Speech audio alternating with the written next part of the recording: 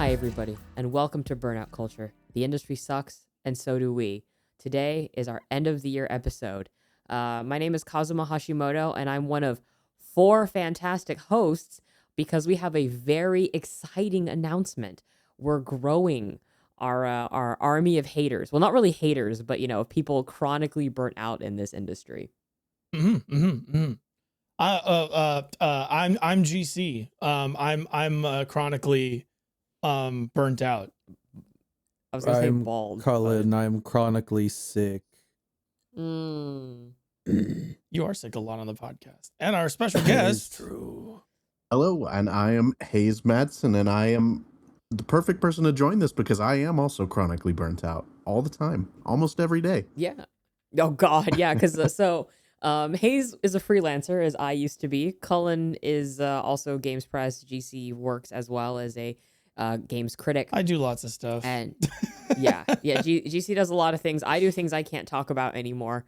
One day, if I ever leave that field, then I can talk about it on the podcast, and then we can get hit with like a fucking lawsuit or something. Who knows? Wonderful. But Got yeah, some but basically. stories. Oh boy, do I. But yeah, basically I know I've been pretty absent from the podcast recently, so we decided to pull another person on, and that's Hayes. Hayes, why don't you give a little introduction about who you are and what you do?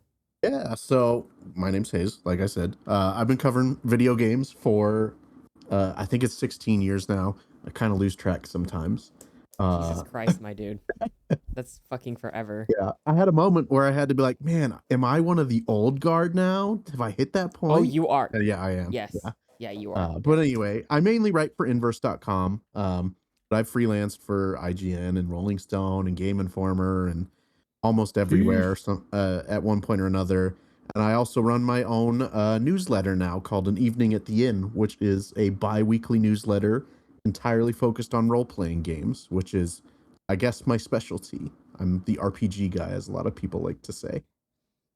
We all love our RPGs here. I will So you're also among good point out, company. like, I feel like, because we're all haters, Hayes is probably one of the least, like, video game haters I know. And I'd love to have that be proven wrong. I hope we can corrupt you. Yeah, don't worry, Hayes. My rancid opinions will slowly infect you. I tend to be positive on a lot of things, but there are certain things that I'm definitely a hater of. So, I think it fits. I actually, I met Hayes at the same event I met Kazuma at.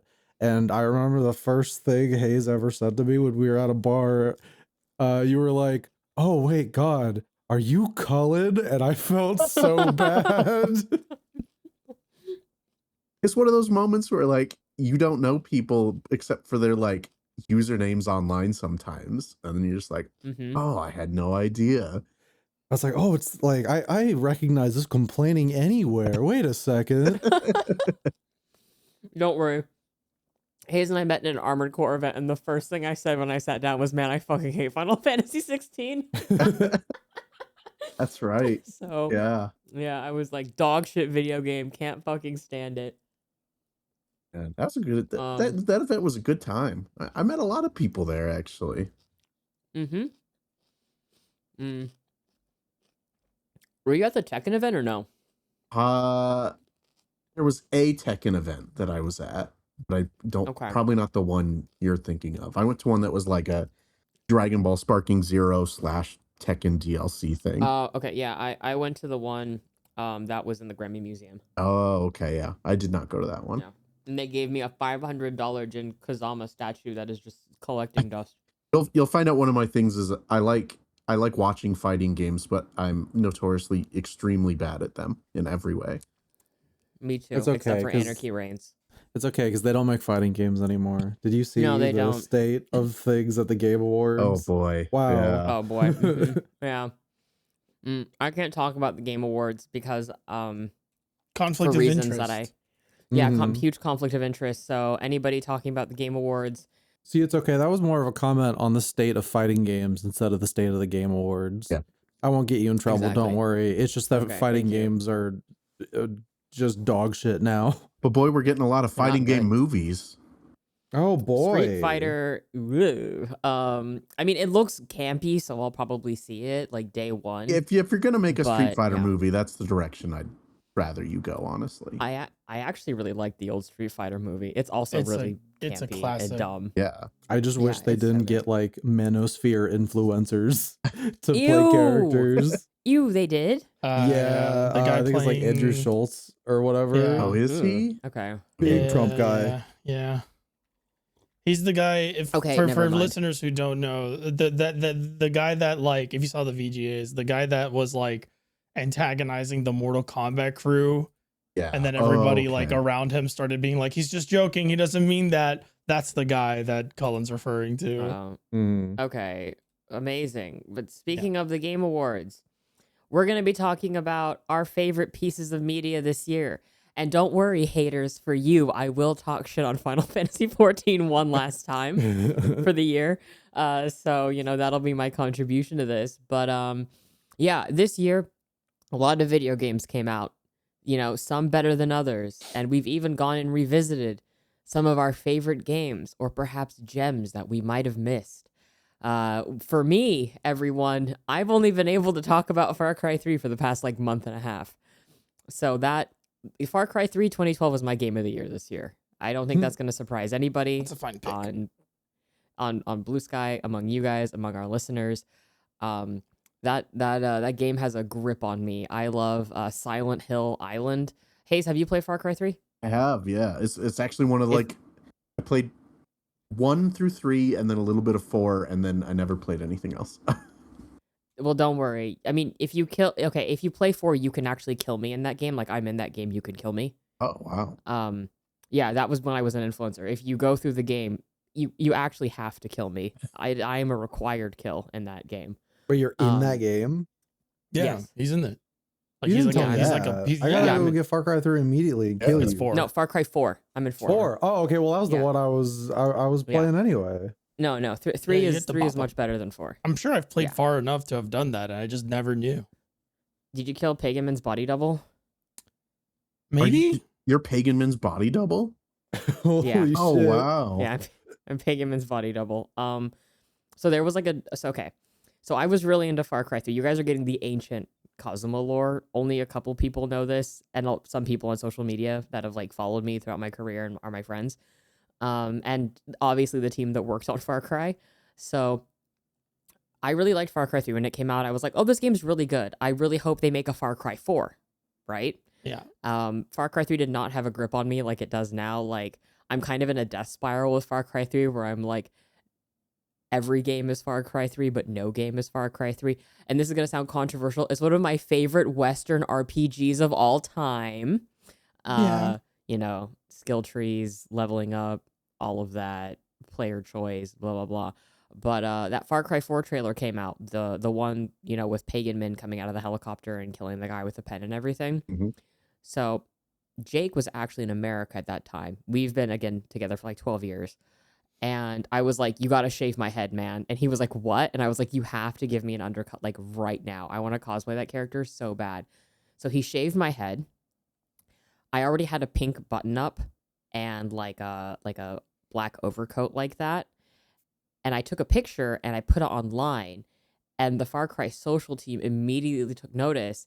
And they were like, oh my God, you're a Pagan Min. So I got flown out to Montreal for that launch party. And I was also at Gamescom as a fixture sitting in his throne that people could take pictures of. They put me in the game as his body double for that reason. To Interesting. be a simpler time. Yeah. I know, it used to be a way simpler time. Dudes Way used simpler. to rock. Dudes used to rock. Yeah. It was also... I was also in touch with the Deus Ex team as well, and at the time the Final Fantasy 14 team, because they were a lot closer to influencers, directly involved with them. At that time, You didn't yeah. get paid shit, by the way. You didn't get No, paid of course shit. not. Yeah. So they would just send me free things, that kind of stuff. I was the only one making Deus Ex content across all social media. Same with Castlevania Lords of Shadow.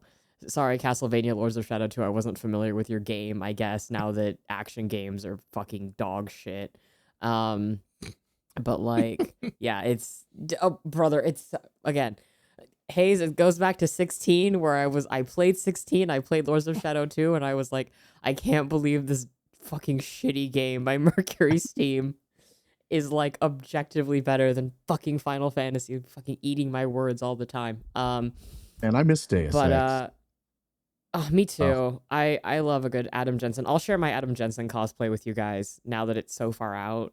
That basically also got their attention. So, just speaking of Deus Ex, I Yeah. think it was about last week when I was at the peak of my sickness. I was rewatching the trailer for the remaster, and I was like, God. yes, I'm Ugh. so excited for the sloppy fucking early 2000 shit remake level, like that kind of thing that you would find really early in the like PS3 360 life cycle, where they'd be like, we have HD graphics now. And I was like, yes. And I made a post about it. I was like, I can't wait. And I think my post was literally like, all right, team, you're never going to hear this, but listen up. Don't listen to anybody tell you any feedback. You put that out, and then after you put it out, you can make all your shitty changes. And then the day after, they put out a statement being like, we have decided to delay the game. indefinitely delay Deus Ex Remastered based on feedback. And I was like, you fuckers. I mean, Oh my it's kind God. of surprising because if anyone's proven they just do shit, it's Aspire, right? Like they put out that Battlefront It's collection. Aspire? That's how you say it? Yeah. Yeah, it's Aspire. I They call aspire them to things. Aspire. I call call them them Aspire Aspire. Spite. But the spite is with a Y too. They don't aspire to Oh. much, to be fair. There are so very it's few things I've hated as understandable. much as the Star Wars Battlefront collection that like just did not even work. The game just I did mean, not man. work. Yeah. Their KOTOR console ports are also pretty bad. Yeah, they are. Oh, well, that's I think like the best thing they have under them is the Legacy of Kain remaster, and those Tomb Raider remasters are pretty okay. yeah, I heard those were just fine, honestly. But regarding my favorite Western RPG of all time, did you guys know that one of the writers for that is actually back at Ubisoft Montreal Oh. For which one? for Far Cry?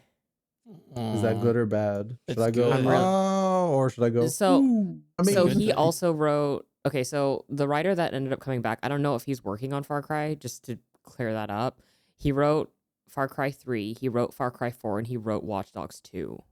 Watch Dogs 2 is actually like really good. Yeah. Yeah, it That is one of those Yeah. games that people Yeah. don't talk about as Yes. much as they should. Yes. Mhm. So I guess the hopes are high for whatever he's working on, and I hope it's Far Cry 7. Though I have heard that they're remaking Far Cry 3, or they're thinking about remaking it, in which please don't remake that game. You already ported it to modern consoles. Please, please, please, God, don't remake Far Cry 3. It's already like the perfect game. Can I offer? I'm Can Port I it to offer? Switch. Can I offer you a something that might entice you to a Far Cry 3 remake? No, What- because it's what if- perfect.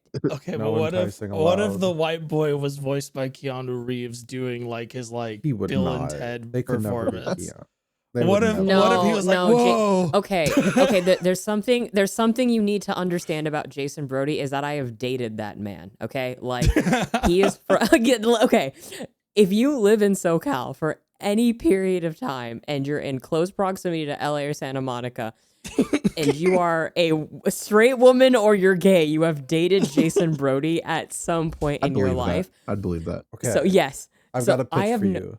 what? It's a remake. But Yeah? we've aged him up, and he's like 40 now with a kind of messed up back, and it's the same actor. He doesn't do anything. He literally just voiced his character, nothing Like else. No, I know. old Indiana Yeah. Jones style. Jesus Christ. No, okay. Part-time. Cullen, you don't know anything about Far Cry 3, but Jason, when he comes out of that, he's literally blacking out and killing people. He has psychosis. He has I like want to play that game. They should put on Switch. the end of that game has him doing like a speech where he's like, "I'm a changed man. I can never go back to living my life the way I was." Yeah, and like all his Fuck. friends are dead too. He's like, So that's the bad ending. But the Okay. good ending is your friends are alive, except you live with the trauma of everything that's ever happened to you on that island, and they're also living with that trauma. The bad ending is, okay, so I don't want to spoil it for Cullen because Cullen is hopefully gonna play this game one day, in which I do he'll kind of DM know me. Okay, so then you know, like at the end, like the bad end is Yeah. that he kills all of his friends, and then the physical manifestation of the island literally kills you, and then tells you that you won. Because there's this moment in Far Cry 3, right, where like, so Jason is, you guys have all gone to college, so you know, maybe like, you know, the rich guy at school that is aimless, and he can just kind of go to school, and he's like, I don't know what to do with my life, so I'm gonna like major in like photography and, you know, Yep. like phys ed and stuff. Oh yeah, that That's college is so great, dude. Like we just like hang out like Yeah. every day. I want to get bro. a degree in radio. yeah, literally. No, he's he's that sports guy, but journalism guys, man. That's all yeah, I'm saying. no, he is. So he's kind of that guy. He doesn't have purpose or direction. He doesn't know what he wants to do. He just likes to have fun and spend money, right? Again, I've dated That's this so fucking guy. like that's so Yeah. true, Jason. I should go Yeah. kill people on an island as well. Yeah. So so basically, there's this moment, right, when he's kind of finding direction in his life, but it's the worst way possible. So he's talking to Daisy, who is his brother's girlfriend, and he's like, so like you know, you're like a professional athlete, like you know, participate in like swimming competitions. So how did it feel like when you knew you won that competition, you know, like when your feet hit that board? And she was like, it just felt fucking amazing, like, you know, like transcendent almost. And he's like, you know, like I was really afraid of killing when I first came here, but now killing feels like winning. And she just kind of looks at him and is like, are you okay? And he's like, yeah, I'm totally fine, I'm totally Good good. boy. Yeah, he really is a white boy of all time. If there was ever a white boy in video games, it would be him. And I'm not saying that because he's like the guy you can go out to Santa Monica and just see in the flesh. Like that character is like very real, bar all the killing. Yeah. And like when you get to the bad, like when you get the bad ending, which is, you know, you kill your friends and you stay on the island because you believe that's your purpose. The woman who is like a physical manifestation of the island itself, she kills you, and the final line of the game is her saying you won. And that pissed a lot of people off. Like a lot of people off, because they were like, well, I'm the warrior, which is what they call you in the game. And, you know, I killed and I conquered everything and I defeated everything. So why the fuck am I dead at the end of the game? And it's like, well, then you took the wrong lesson away from Yeah. it. You literally took the wrong lesson away from it. I don't know what to tell you, What the but fuck's the wrong lesson with was, you? yeah, it's literally get off the fucking island. You're not It's supposed Silent to. Hill, the island. You think it's cool? You think it's cool that you're like, yeah, I'm like a fucking badass. No one fucks with me. Blah, blah, blah. It's like, what's wrong with you? Go home. Yeah, Go get an yeah. English degree. Take your mirtazapine. Go to Crack therapy. code. Yeah. So it's just, yeah, Far Cry 3 is such a fascinating game to me because, again, it's like I played Far Cry 3 when it came out and I really enjoyed it. I was like, oh yeah. But now that I'm older and, you know, this game is set in 2012 and they have, you know, paper planes playing in the beginning of the fucking game. And, you know, they have like Bob Marley's son and Skrillex, exactly that song, playing like during a specific mission that I don't want to mention again if Cullen ever plays the game, because it's just sort of like this is a time capsule. There's dubstep in it. You know, Antwoord is like playing at a club. Oh, It's yeah, just- I it's- remember. Yes. Yeah, that's one of the most Yes. 2012 games that's ever It existed. Yes, and it is fascinating to me that we got so many systems from that game that games have just continued to replicate, but not really due to the same effectiveness because of the gameplay loop of Far Cry 3. Again, I think I've bought this game for like 10 people at this point because it's been on sale for like $5, and none of these people are good at first-person shooters. They're all bad at them, right? They're all fucking terrible, which is good. That's going to be a really weird thing to say. If you're bad at first-person shooters, please play Far Cry, because then you will get the best experience playing that game, because as you're playing it and as you're unlocking skills and getting better at killing, the game becomes more fun. So it feeds into its own narrative. I'm not kidding. Like, I had a friend that was I had a friend that was literally just like totally avoiding all conflict. And by the end of it, he was just killing people for fun because he was like, this is fun. And I'm like, hey, so the narrative of the game, like, what do you think that is? And he just got really silent and he was like, oh shit. Oh, White guys are fuck. really good at murder. Yeah. Like less obvious Spec Ops almost. Yeah. And I think, you know, Far Cry 4 didn't do a fantastic job because, like, obviously, like, there was a huge blowback in relation to Jason. I'm sure Hayes, because you were working in the field at the time. I think this game came out, so then you knew the negative reception to the main character. No one liked him except for me. I remember. Yeah. Me who had dated Jason Brody at some point. You know, I was like, oh yeah, this is again. I've dated this guy. I know exactly what he's like. I think a lot of people also felt like he just kind of sucked it because you had like this villain, this all-timer of a villain with Voss. Oh, Voss. Yeah. And then you just have. See, I like Hoyt.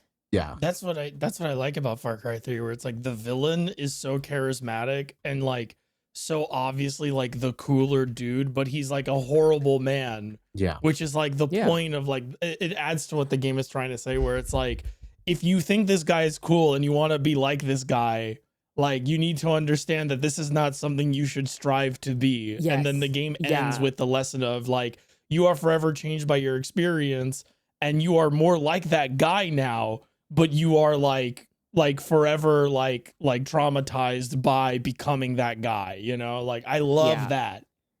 Yes, it's a really fascinating game in that way. Unfortunately, all of the negative reception to Jason made them cut out like 90% of the player dialogue for Ajay, the main character in Far Cry 4. Yeah, I honestly didn't even remember the name of the main character in 4. See, I love Ajay, but that's just because, like, again, I think Far Cry 4 was a really interesting diaspora narrative, which is very weird to say, but replaying it now, I'm like, he grew up without culture, he grew up without a country, his mom kept all of this from him. So he goes back and he just kind of goes along with everything. And I'm just like, oh, yeah, you know, it's just the diaspora experience, you know, just like that. But yeah, every game is Far Cry 3, but no game is Far Cry 3. In the same way that the other piece of media I really enjoyed this year was Terminator 2 Judgment Day. My favorite found family narrative. The movie? Yeah. Cool. Yeah. It's my favorite found family narrative. Yeah, it's really good. Are you going to play the... I don't think... this is kind of different, I guess. Are you going to play the Terminator 2 arcade or whatever that just came out? So I actually saw an influencer playing it. I was like, I should rewatch Terminator 2 Judgment Day. And then I rewatched Terminator 2 Judgment Day and I was like, oh, this is still really good. Like, I don't think I need to talk about Terminator 2 Judgment Day. Just go watch Terminator 2 Judgment Day. Like, pirate it or whatever, you know, like, do whatever you need to. It's really good. The first Terminator movie was like a horror movie from what I remember. Like, it was actually kind of scary. And then Terminator 2 Judgment Day is like, this is a found family narrative about a killer robot becoming this child's adopted father and or strange uncle who's Austrian also. But yeah. I have a horrible opinion to share with my friends who would surely never judge me. Do you not like Terminator 2? Terminator 2 is the best Terminator movie. Yeah. Okay. But my favorite is 3. No, because that movie kind of sucks in a beautiful 2000s way. No, I totally agree because that was on FX all the time.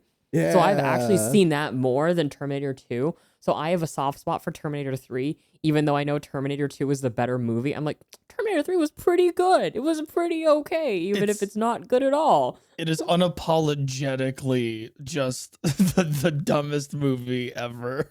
Yeah. Yes. I love that. Like, I like the part where he has like, he breaks into like a veterinary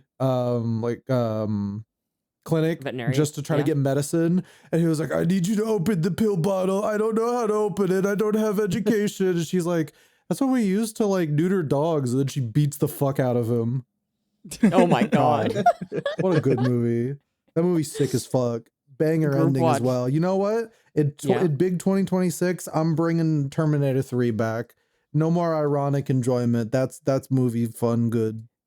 Honestly, I'm all for it because it's really interesting that none of the games that are new that I've played this year have left any sizable impact on me, and yet I'm out here like, I love Far Cry 3. I love Terminator 2 Judgment Day. I really couldn't sing those praises. The praises that I've sung for Far Cry 3 for any game that came out this year, even though obviously everybody likes Expedition. It's whatever. Like, it's French. It's been a year of going French. back to older titles. And It's also because video games are fucking expensive. Yeah. Yeah, they are. They're fucking Yeah. expensive. I have not bought a single game this year. Anything I've gotten has been for review. Yeah. Did you know that Assassin's Creed Unity was the best-selling game of the Steam sale this year? That's so funny. Yeah. Assassin's Creed Unity is very good too. I It really is. like It that is. game. Oh, yes. Yes, another Unity liker. Yes. Hayes, next time I see you, I'm buying you lunch. Okay. Yeah. There's actually Unity. I think a Ubisoft sale going on right now. On It Steam. is by Far Cry 3. It's $5. It's $4 for me. I just bought it. I should see if I have Unity. You do. You own Unity because we were going to multiplayer together. Unity's such an interesting game. On Steam. Unity is fascinating. My fondest memory of Unity is going to the Far Cry 4 launch party, and the Unity team was there because they had just rolled out that one Xbox patch that broke the game. Hayes, you probably remember that. Yeah. And they were all drinking at the Far Cry 4 launch party. So that's my memory, my first memory of Unity. I always look at Unity as like, man, if this game hadn't been like technically broken, think of what this series could have been. Because like exactly what that game does with history and with like crowd density and parkour, and it's just like the crowd density is fucking crazy. So and good. the parkour feels incredible in Unity, like straight up. Like I've never played an Assassin's Creed. Down. But by Unity, it's worth it. Also, the main character is like a sopping wet cat of a man. Yeah. Is that the French highly one? recommend Unity. Yes, it is the French one. Yeah. Another game I think that's you very had French. me play that for a bit. Yeah, I did have you play it for a bit. How the fuck did I play that? I don't know. I'm like, I have it on my... Maybe I have it on like my because I forgot Ubisoft has their own like dumb account they have Ubisoft thing. Connect. Yeah. Maybe that's how I played You that. might have it on Connect. Yeah. Oh. Also, Syndicate I think is pretty good too. I like Syndicate, but also yeah. because there's another white boy of all time in that. I think my problem is that I like white men. Jacob that's Fry my is hard character to flaw. hate. I'm so sorry. Jacob Fry is good. so difficult to hate. He's so charming. He's bad at everything. And I think Evie is good too, even though it's very clearly like they did not plan this game to have two protagonists. Like at the start, they did from the beginning. Did they? I can say that they did from the beginning. Yeah. Evie was always part of it. Yeah, I think they played her too close to the chest. Yeah. They made her too she's supposed to be the traditional assassin archetype, and Jake was Yeah. supposed to be the haha funny guy. But as a result, like, unless if you're steals like the really show. serious, because he's goofy. Yeah. Because when you play him, he clomp across the roof, and you wonder why everybody hears you. And Evie is it's really smooth gameplay, right? It's very smooth, frictionless gameplay. They needed to give Evie the way you fix it is they needed to give Evie more of like a self-awareness that she's like too good for the people that she works with, where like maybe she's stealthing in a cutscene and like somebody does something dumb and like completely doesn't see her after she makes a mistake, and she just stops and is like, I guess I'm okay. like the world should be incompetent around her, and that would make her really funny and would also give her some qualities that she would share with Jacob, and then as siblings they would work off each other better. So the problem is that you can play that game entirely out of order, which is a problem. Because if you just beeline all the Jacob missions, you don't understand that after one of his missions, he destroys the NHS basically, and then she has to clean it up. She has to clean it up. So because you can just play Jacob and then not play Evie between those segments, it doesn't force you to do that. You're just going, Evie's here, I guess, right? Instead of just like, okay, so Jacob is having fun and he's being extremely destructive, and she's literally out there unable to do what she needs to do because her brother is like destroying the city and destroying the economy because he broke into a bank and did some stupid shit. Although I will say that game does a really good job pointing out that game does a really great job where it's like her cleaning up after Jacob disrupts things is like the appropriate way to like because the whole idea is that they're trying to make things better for people. And like that's a very good way of showing that it's like, if you do this, it's going to cause problems, so you need to follow it up with more action. And I really like that. And that's not how they work off each other. It's like Jacob shakes things up, Evie sets things into place so that nothing's out of like, nothing's disorganized or whatever. I really dig it. There's some interesting ideas with that in the Jack the Ripper DLC too. I gotta go back and I play was told to those. never play. So It's yeah. I It does some obviously stuff. I know a lot of people that are obviously like at Ubisoft or were at Ubisoft because of the whole Far Cry thing. But they were like, "Oh, you like Jacob? Don't play the DLC. He Yeah. gets the shit kicked out of him." And I was like, "Then I have to play it. I have to play it." So I haven't played it yet, but I do own it.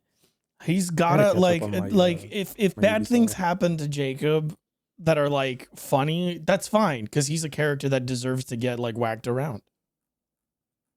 You know, like Yeah. that's the thing. He's smooth, he's charismatic. So when like things happen to him, it's like it feels right, and also he'll just bounce back. So it's like fun to see. It's engaging. Yeah, it's not quite that. It's hard Yeah, to I like. know, It's not that. Yeah, No. Yeah. It's hard to say what happens to Jacob without like completely spoiling the whole thing. Yeah. He goes through the troubles because he makes he's bad British. choices. Well, yes. Yeah. So he's you're definitely right. going through the troubles. Yeah. Mhm. Life is bad for him, but yeah, I don't know. For me, there was really nothing. Did I play Unity this year? Was that this year? You played some That might have Unity been this last year, I year. think. Okay, so We all then. played our Oh Assassin's my Creed. god! Like, I we played a played bunch of Black Assassin's Flag Creed. this year too. Oh yeah. Yeah, you did. Oh my god! Yeah, this is my Ubisoft year, my Weebisoft year. Okay, so yeah, I've only been playing old video games. I've only been enjoying old video games and old movies and shit. And I don't know, man. I don't know what that says about me more than the industry. I guess No. in a way. It just No, says it's the everything about the industry. Oh, okay. Yeah. Well, I will say this was 'Cause my we're all it is doing what it. it is. this was my Yeah. Ubisoft appreciation year. Games are expensive. I want a full, complete experience without update patches that fundamentally change the game or basically ship of Theseus the game. And I don't know. That's all I yearn for. Just give me a white boy and put him in a jar and shake him around and put him through some shit. And apparently that's my favorite game of the year. So I was muted. Oops. I was gonna Yeah. say this was my year of appreciating Ubisoft more, like Ubisoft games, because you go back to like some old Ubisoft games and you're like, these are pretty good if you don't got a They were bitch in your ear cooking, man. telling you they're bad. And honestly though, Yeah. like I've been playing AC Shadows. I'm not saying it's a masterpiece, but I am really liking it. Okay. Also, Like, yeah. Avatar: Frontiers of Pandora is really good. is that good? I'm gonna say. Okay. Okay, so I saw you mention that on, I think it was on Blue Sky. I saw you talk about Yeah. that, and it made me curious, and I might go grab it. It's because like I heard it's fantastic. It's very I good. didn't It's know. like, Bucks. I know that- Massive did it. Of course it's good. I know Of course they it's hate. good. I know the devs hate that people compare it to Far Cry, and I get it. But like the Everything is Far Cry yeah. 3 and nothing Yeah. is Far the Cry easiest 3. way to describe it is that it is like Far Cry on Pandora, but much more heavily exploration based. I'm gonna grab it because speaking of massive entertainment, Cullen and I this year played Star Wars Outlaws.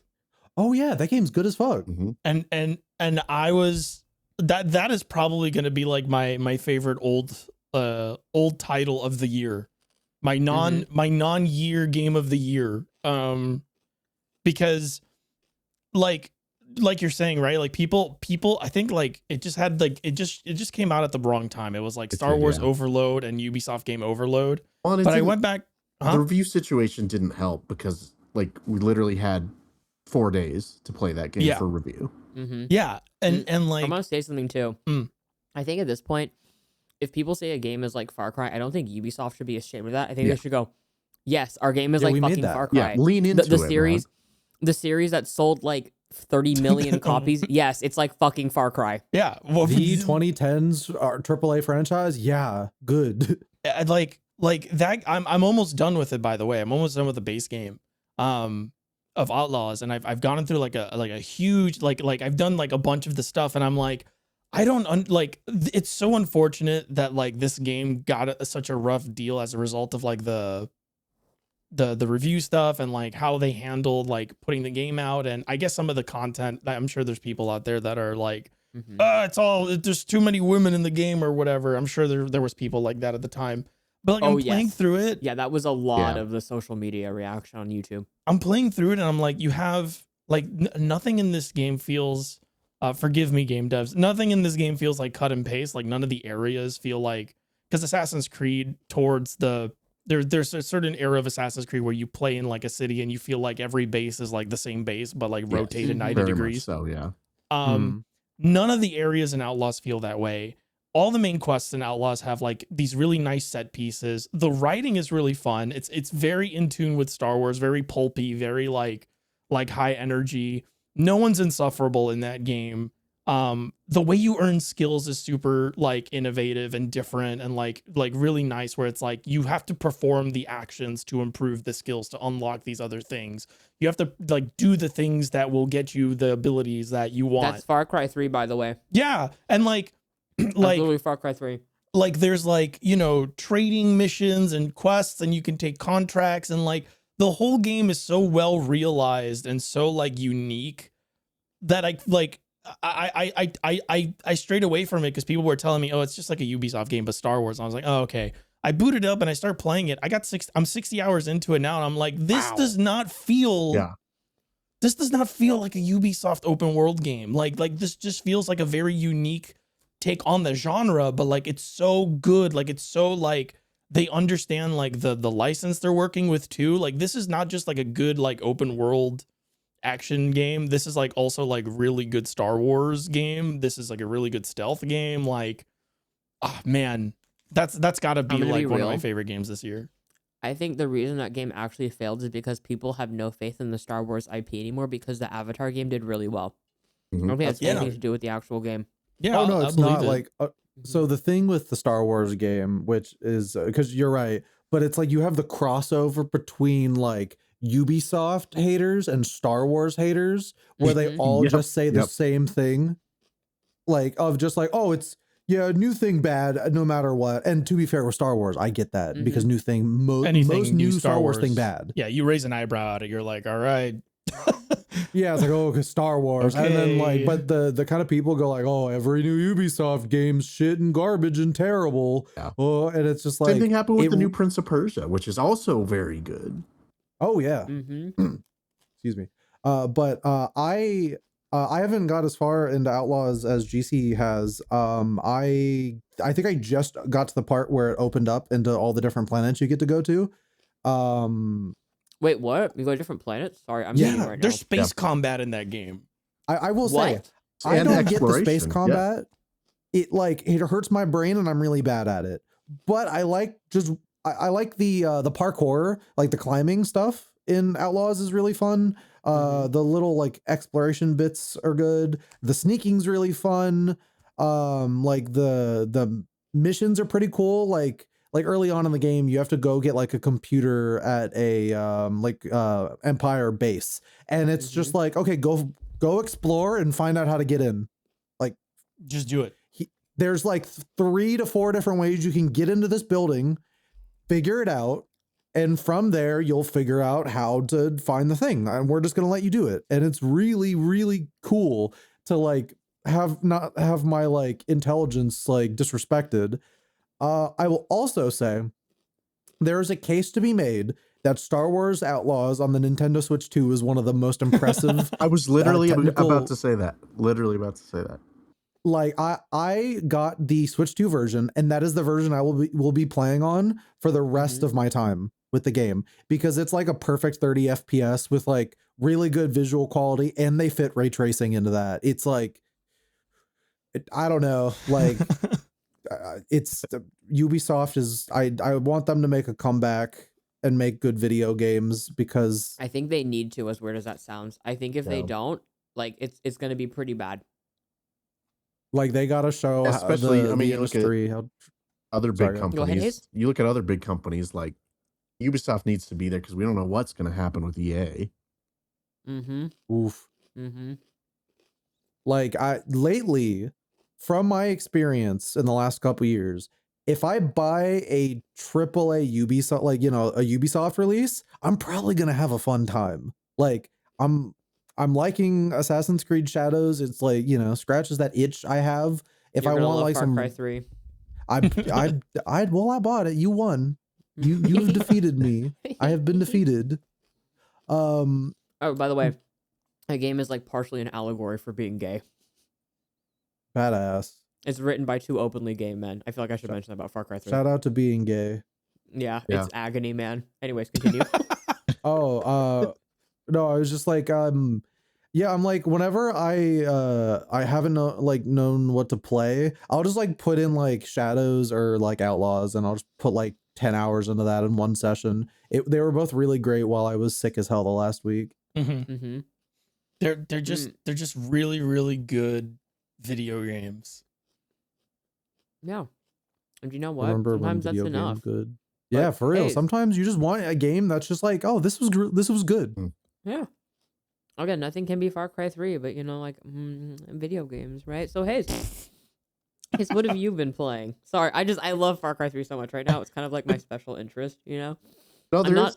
Do you see? I'm not even manic, and I'm really into this game. Yeah.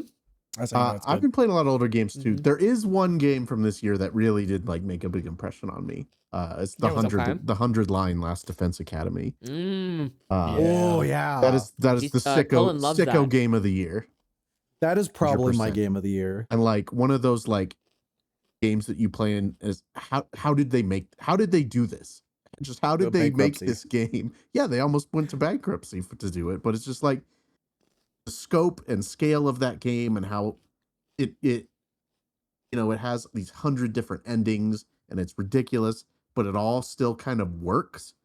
And it's maybe the only Does it truly have 100 different it endings? truly does, yes. Yes. But it's also maybe Oh. the only visual novel I've played where it's like, and Kotaro and Uchikoshi have said this, where like, you don't have to see every ending. You just, No. you find an ending, and if you like it, that's the ending for you. And I know that sounds like a buzzword kind of thing, but it actually does feel that way. There's so many different endings that feel cathartic for the characters in different ways. It's all about kind of like your interpretation of these characters and what you think fits best for them. I think that's just a really fascinating thing for a visual novel style game to do. It's now they definitely cheat a little bit. Yeah. I will Yeah. say on that 100 ending They do, count. yeah. It's not 100 like totally robust the- full endings. Yeah, but it's like there's a like really large amount of like core routes across the game for you to stumble Mhm. into. Some of those do have a lot of little like very quick. Oh, you make a quick choice here, you get an ending that's kind of pretty short. But there's a lot of like really like most of the routes in the game are bangers. They gave them off to like a lot of different writers across like Mhm. many different industries, like VNs, like other game writing. Like they gave a route to the Boruto writer. It is Huh? supposed to be I the love it. have you played that one? Yes, I have. I got to that. I saw the word someone mentioned Box of Blessing. I sighed and I backed out of that route immediately. I was like, and supposedly that is the worst one in the game. And I'm like, I don't know if I got this in me right now. I think at like 135 hours at the moment and only have 52 endings. Well, that's the thing. Like I reviewed it, right? And I played 130, like about 130 hours like you. And obviously I didn't see everything. And I've just kind of like chipped away at the rest of it for the last 9 months. Like I've literally just keep going back here and there and seeing new endings and stuff. And it's, especially with like a visual novel or single player style game, like it's extremely rare for me to do something like that, to like sit with it for months. Even Trails, like I blitz through a Trails game and then I'm done. To have a quick tangent, it is a bit exciting now to have someone else on the cast who I could talk shop with on Trails. Because I imagine at some point in this we're going to be talking about Sky first, but I don't play those games. That fandom is terrible. Not anymore since the incident. The troubles. They basically, I played, what was it, Trails in the Sky 4? Mm-hmm. You Cold know, Steel you 4. played fucking Cold Steel 4 as your first Trails game. You played what? Oh And, like, God, oh yeah, that's the worst option. Your you first could have Marvel And then movie I was was like- Endgame. Yeah, and like, I was like, I don't think this is good. There's a lot of weird, like, shit in this. Like, Especially because that's like the one game that semi-pedophile does shit. weird romance shit and it's awful, and they never do it Yeah. again. And then they Good. blame, like, the imperialism on, like, I always call it imperialist fart gas haze. It is Imperial Fart Gas. This is Yeah. true. It's like, oh, We were actually doing the imperialism because some greater power told us to. In fact, this time it's fart gas, and I was like, okay. I'm so sorry like, for call being that an out. imperialist. It turns out there was a gas leak 3 feet from my bed. Like, Literally. The country has unfortunate. had gas leaks since the inception. All right, we can help it. I'm so It's sorry. eldritch. They've been pumping so- methane into our rooms. So basically, I called this shit out, and people were like, you need to kill yourself right now. And I was like, okay. I guess I'm never playing a fucking Trails game again. We don't need to talk about the Trails fandom. I think No, they're different. There's they're a- scary. I there's a can't certain wait to re- meet them. a certain reviewer that still gets shit for their Cold Steel 4 review. Oh yeah. So Oh yeah. It's me. I should play more. There are two. I should Yeah. play more. Oh, of is the it? Is the original other FC one tonight. James? yeah, Yeah. Let's just say James. We all know It's James. Yeah. Yeah. Yeah. But like to pivot back quickly to Being 100 excited line. that somebody here is. No, because 100 I line don't want to Trails? cut Hayes off on 100 line with fucking Trails talk of all things. Because I think one of the reasons why 100 line, in my opinion, is kind of my game of the year is that in a year of basically all remasters and remakes, it was the only thing that felt truly new. Yeah, like it was the sole game of this year. Even like, I like Expedition 33, but it is Okay, we gotta take Hayes back out. We have to kill you immediately. No. Just kidding. it's a JRPG, right? Like, Yeah. and there are story things in there that we've seen in French cinema and things like that. And like it's derivative, and that's kind of what makes it what it is. And that's not a problem. But like 100 line is the one game I played this year where it was like, I don't think I've ever played anything like this. Like this feels unlike anything I've ever seen. It is it's super cool because it really does feel like the culmination of both of like Kotaro Uchikoshi and Kodaka's like entire life's work. 100%. It's like I still haven't even done the true ending stuff because I know how to get to it because they sent that out on the reviewer package. The reviewer package was like fucking 15 pages, dude. Yeah, pretty much. And The I Assassin's was Creed like, Odyssey was about that long for some reason. and I'm getting closer to it, but I want to make it be the last thing on the list so it feels like it was actually worth it.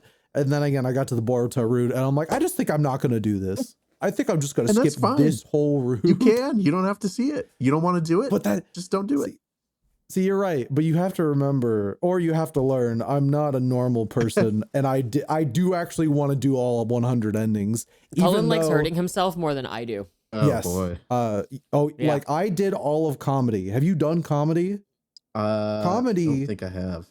is a near 100 day structure filled with almost entirely free time events where it's all yeah. based off of puns, and your reward for it is like 2 endings of just some kind of like silly lame jokes, and you find out it was Kodaka's writing and you go, oh, you put this in here to hurt me. Like there are landmines in that branch, like in the branching, and one of them is again comedy, which is 2 main branches that start at like day 50 and make you do all 50 days of nothing but normal free time events just to make you go insane, because he put it in there because he knew that people like me would have to do it. Well, I think that's also what's so fun because like Uchikoshi and Kodaka are 2 creators who have very distinct styles, right? And they have fans And it's like pain. that like that style. And so 100 Line is this kind of game where you have these creators that can do something like that. And in a lot of ways, these games can kind of like have dialogues with the people that know their writing styles or their creative styles. And it's just, it's interesting in the way that Cullen said, like, it does feel like a culmination of their work because they get to do things like that. Like if you know Danganronpa or you know Zero Escape or the AI series, like there are things you're going to get. You're going to know what they're trying to do or like they're trying to hurt you kind of things. Wait, so like the no-nary games, if you like that, you will like this game. Oh, 100%. Yeah, I like the nonary games, and Yeah. Okay. Yeah. Okay. So So you it- like, these various theories and turning your DS upside down. yes, I do. Yeah. Okay. I would say that like it's like a 60-40 split between Kodaka and Uchikoshi. Mm-hmm. Mhm. I think this does play a lot more to the Danganronpa crowd than the Zero Escape crowd, but I think that like you are definitely going to get a lot out of it if you do come at it from more of like a Zero Escape and I the Somnium Files like Yeah. fan Yeah. perspective Well, than Mhm. Danganronpa. we talked about it when it came out and we had our episode on it on the podcast, but like I'll reiterate it again. I've never played Danganronpa. I've never played any of the Nonary games. I've never played anything made by Kodaka or Uchikoshi. And like I really liked 100 Line. Mhm. And I feel like those two together on this specific like project, it was very harmonious. Like it was like you can tell that they work very well together. Yeah. As creators. Oh yeah, they're best friends. Yeah. It's like it's so funny because like I don't know exactly how things went, but I can only imagine that like in the 2010s when they both worked for Spike Chunsoft and they started creating like the two big franchises that kind of defined that studio's output, like Danganronpa and Zero Escape, they kind of looked at each other and was like, oh yeah, same hat. They looked Mhm. at each other from across like the table at the meeting as they were both Yeah. being praised. It was like, oh, The we eyes should get locked. lunch. I would also like to say, I think the kind of underrated part about 100 Line is that this was a game, as big as it was, that got a worldwide release in English and Japanese. And I think this has one of the best like localizations Yeah, I have ever seen. And 100%. it is especially the best localization a Kodaka game Yeah. has ever Yeah. gotten. And which is also astounding because the amount of text in this game is absurd. It's ridiculous. It's like 6 It's- novels worth, basically. That's what they I think said. it is the It's a lot of longest VN now of like all time. Yeah. I believe it. I would I, believe it as well. And usually I doubt word counts when people tell Yeah. me that a game has like 7 books worth of writing. I'm like, yeah, okay, but This like is the one. You're like, oh yeah. yep. It doesn't For sure. end. Like Yeah. I think I wrote a lot of crap this year. But if there's one thing I'm proud of that I wrote and like published, it is the RPG site like work in progress review, because there was no way I was finishing it in time, where I just called it the title of the article is "The 100 Line is a Conceptual Nightmare and I Love It." And it's basically just me having a breakdown for multiple paragraphs being like, guys, this game fucking scares me. I don't know how they did this. This should not be allowed. That was This a good is review. so That fucking was one of the scary. ones I remember reading when Oh, launch came around. I still haven't finished it. I started it like 2 days, like I resumed it like 2 days ago, and I was just like, it doesn't end. No, Make it stop. I mean, it's absurd, but it's one of the few things that I don't mind that about. Like, Yeah. I'm okay with it not ending. It's also a really good SRPG. It's just a shame that it stops becoming an SRPG about 100 hours in. And then Wait, you're it's just an SRPG? Yeah. Yeah, it is. Yeah. It's a like tac- it's a- a it's an defense SRPG. focused SRPG too. Yeah, so you're defending like Ah. a point. And it's a really good one too. Like Okay, everyone say thank you, Warcraft 3, Reign of Chaos for that, because they invented that anyways. it's really good. And then the game has the reason it stops becoming an SRPG is because at some point, once you've done all of the possible battles, when You you just go skip back them. to them, the game lets you just auto win them, so you don't have to Yeah. redo the same like Yeah. battle scenario over and over again. I will say this was developed by Mediavision, who also did Digimon Time Stranger this year. So Oh, like I that didn't studio realize kind that. of just kills it. Yeah. Just knocked it out of the Oh. park. I gotta go Wow. back and finish more Time Stranger, play more of that, because that is also just one of the best RPGs that have come out this year. Yeah. It's so good to see Digimon get like money put into it. Oh, gosh, a I know. Digimon video game rather. Yeah. I only played a little bit, but I was pretty obsessed with the taming mechanic and Yeah. raising your Digimon. I'm just like, I still don't understand what being philanthropic does to my Digimon, but you know what? Like, I dig it. we'll just keep it going. Yeah, exactly.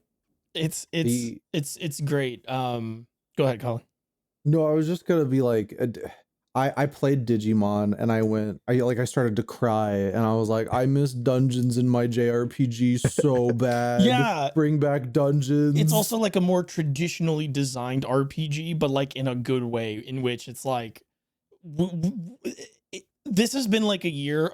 I don't know why, but like I've been playing a lot of games this year that are sort of returning to older design philosophies and older like systems, and just bringing them into the modern age. Whereas like a lot of RPGs, you know, like I want to say like maybe 3 or 4 years ago, RPGs were in a weird state where it's like they weren't bad, right? But like a lot of like modern RPGs have dropped a lot of stuff that I really liked about RPGs, and a lot of newer RPGs this year and I think also last year have been bringing them back.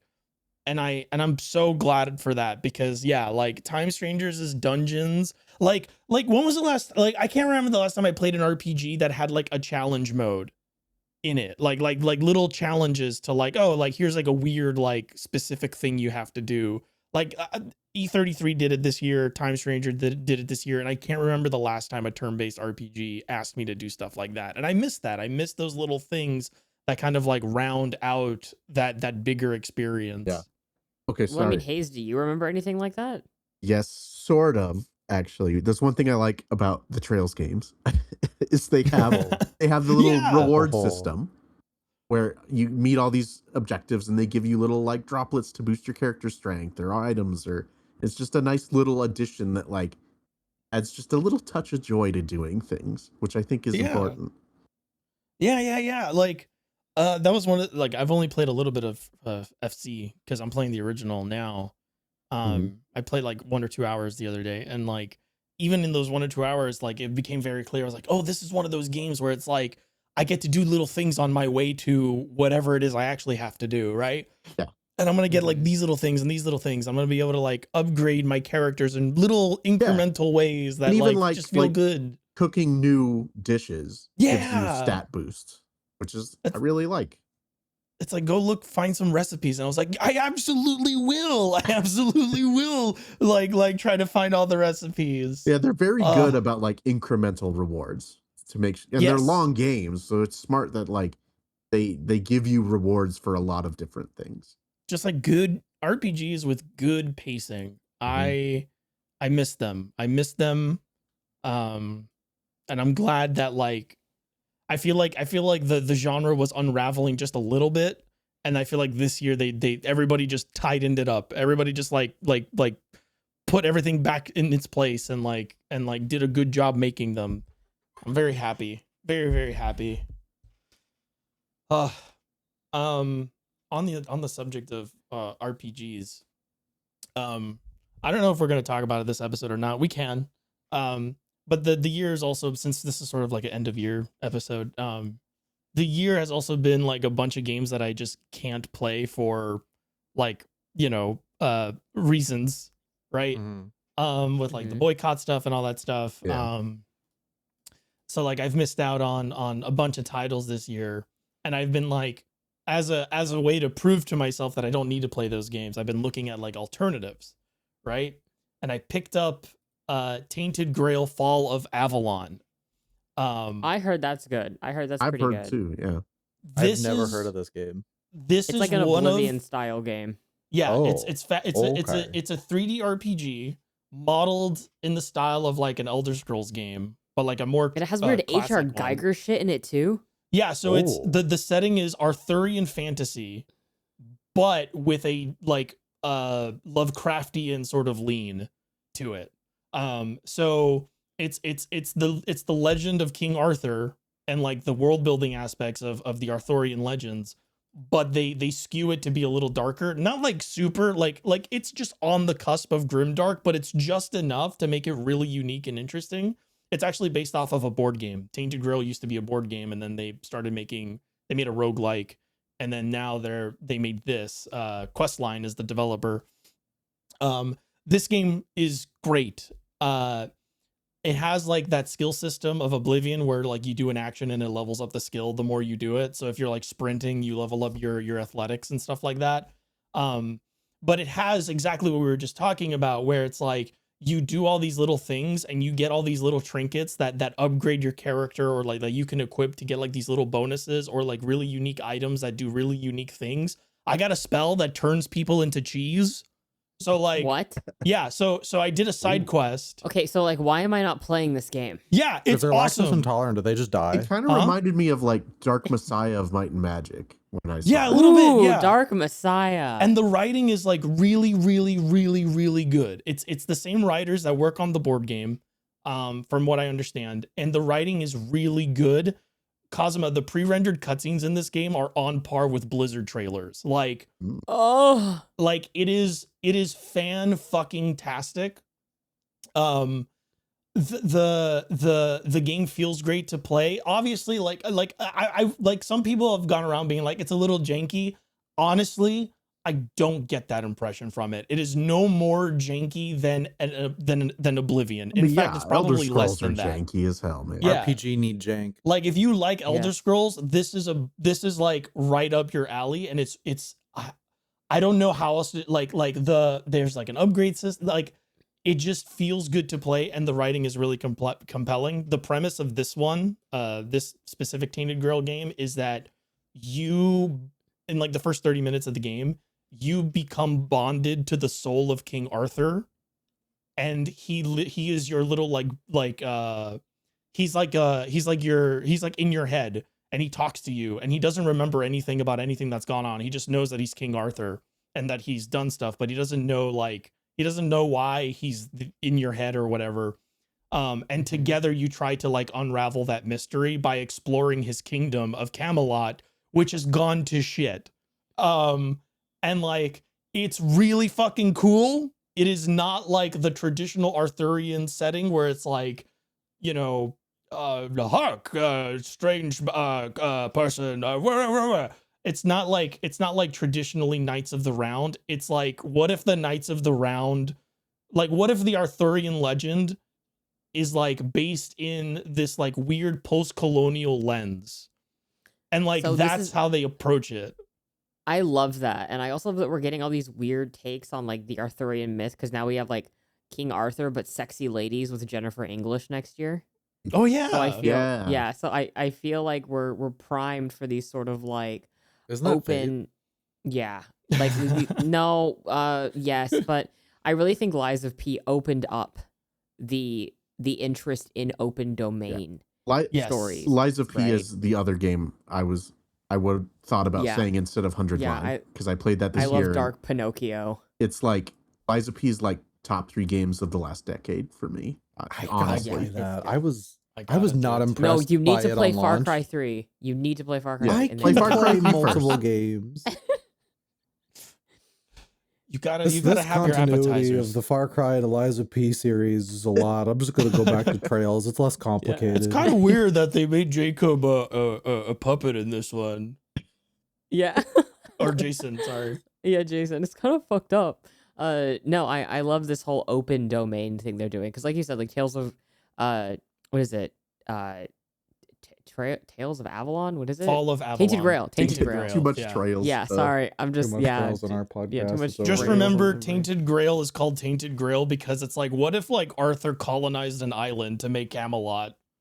I love that. Yeah. And like again, like I think this is like, I think it was picking up because I did see quite a lot of people playing it. I don't know how well it sold, but because we have that open like the willingness to engage with open domain IPs Public and domain whatnot. stuff. Yeah. Yep. Yeah. Sorry. Public domain. And oh man, very, very, very cool that this game came out, and all the concepts you're telling me. I'm just like, I need to play this right now. I say as I look at Far Cry 3, which is actually open on my computer right now. But I'm obsessed. I'm obsessed with this one. Like I think I'm gonna play this one to the end. I've been Mhm. playing like, it's also really dense. So unlike Elder Scrolls, it's better than Elder Scrolls in this way, where I've only played 18 hours. It feels like I've been playing this game for an eternity in the best way possible, in that like every single hour that I've played has felt very fulfilling, very rich, very satisfying.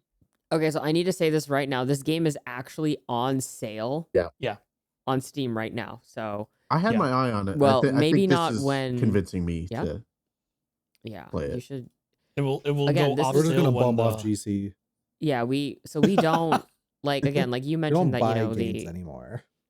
yeah. So GC, you mentioned that you know you haven't played a lot of games that came out this year because of the boycott, and I feel like this episode is really just games you can enjoy without buying new things. Mhm. Yeah. You know, to support the BDS movement, It's- to you yeah. know like not support current video games that use like AI, you know, like voting with your wallet. Go buy the $30 game. Go buy the $5 game that's 16, 15 years old. Just do it. But also go This- buy the 100 line.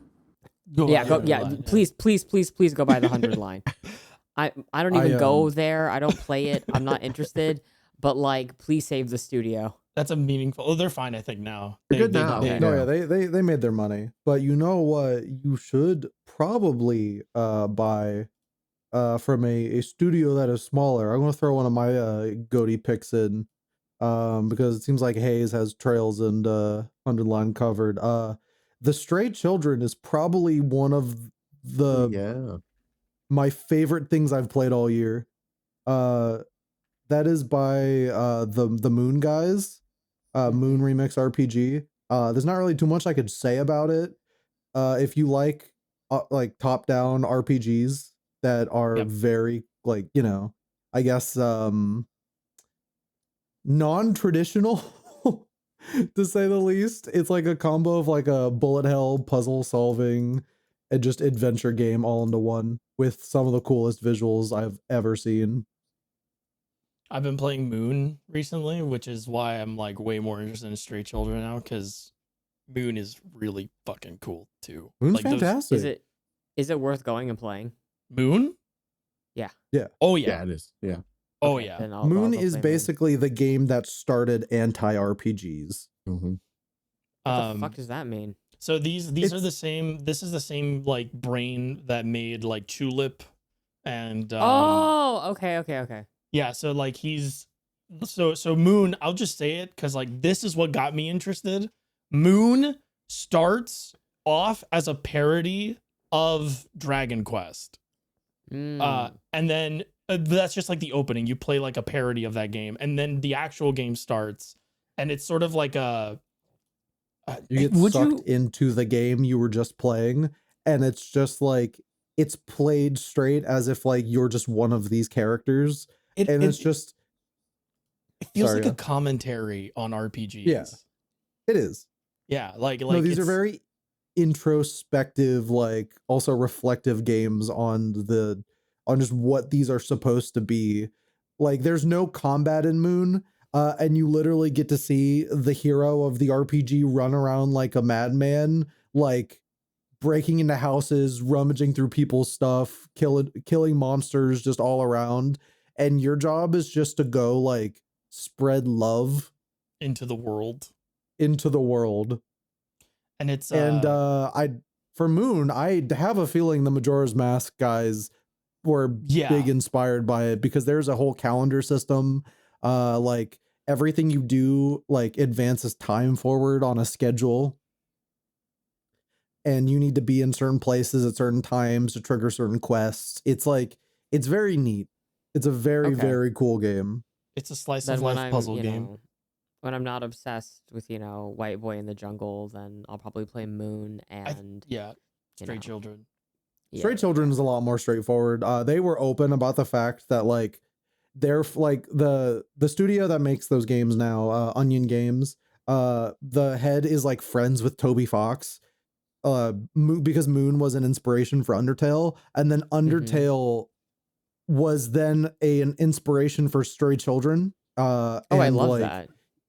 And he even said like, yeah, no, we would send like Toby and I would send builds back and forth, and like Toby gave feedback on Stray Children, like, and it's so Stray Children does have its like gameplay like progression a lot more like Undertale in a lot of ways, where there are battles, but it's like you can just play Stray Children as a normal RPG, or you could like talk to these creatures and like figure out what exactly that you need to say to them and what order to like heal them of their trauma and like allow them to pass on. And if you do that to enemies in the field, they're removed from the random encounter pool. It's super cool. Stray Children Okay. is like I had some you would like find issues you would find with those it. games very interesting, Kazuma. It's very obtuse, Stray Children, Mhm. but I think that kind of shit is necessary. I like there were a lot of points where I was just like really frustrated with how to proceed, and then every time I would get mad like that, I'm like, oh, they did this on purpose. they wanted me to feel something here, and I can't help but just be like just impressed with it. Very Also, good. Just probably very one good. of the best looking indie games I have ever seen, like artistically. Yeah, that's a great style. That studio has a very unique aesthetic. Also, Kazuma Moon came out in like 1996, so like Stray Children is like the like that The connection spiritual is like successor. Yeah, Okay, so like the 20-year-old spiritual successor. yeah, like Pretty much, yeah, I love that. Okay. Interesting. yeah. Okay. I feel like this year was also a really big year for remakes and remasters, more so than anything else. Yep. Yes. Cullen definitely. I know Cullen like agrees with me on that. Because that's because I'm actually buying them. Cullen's like proposed idea of the year. And like obviously, I'll just very quickly. I've played more Dragon Quest 2 HD 2D remake. Yeah.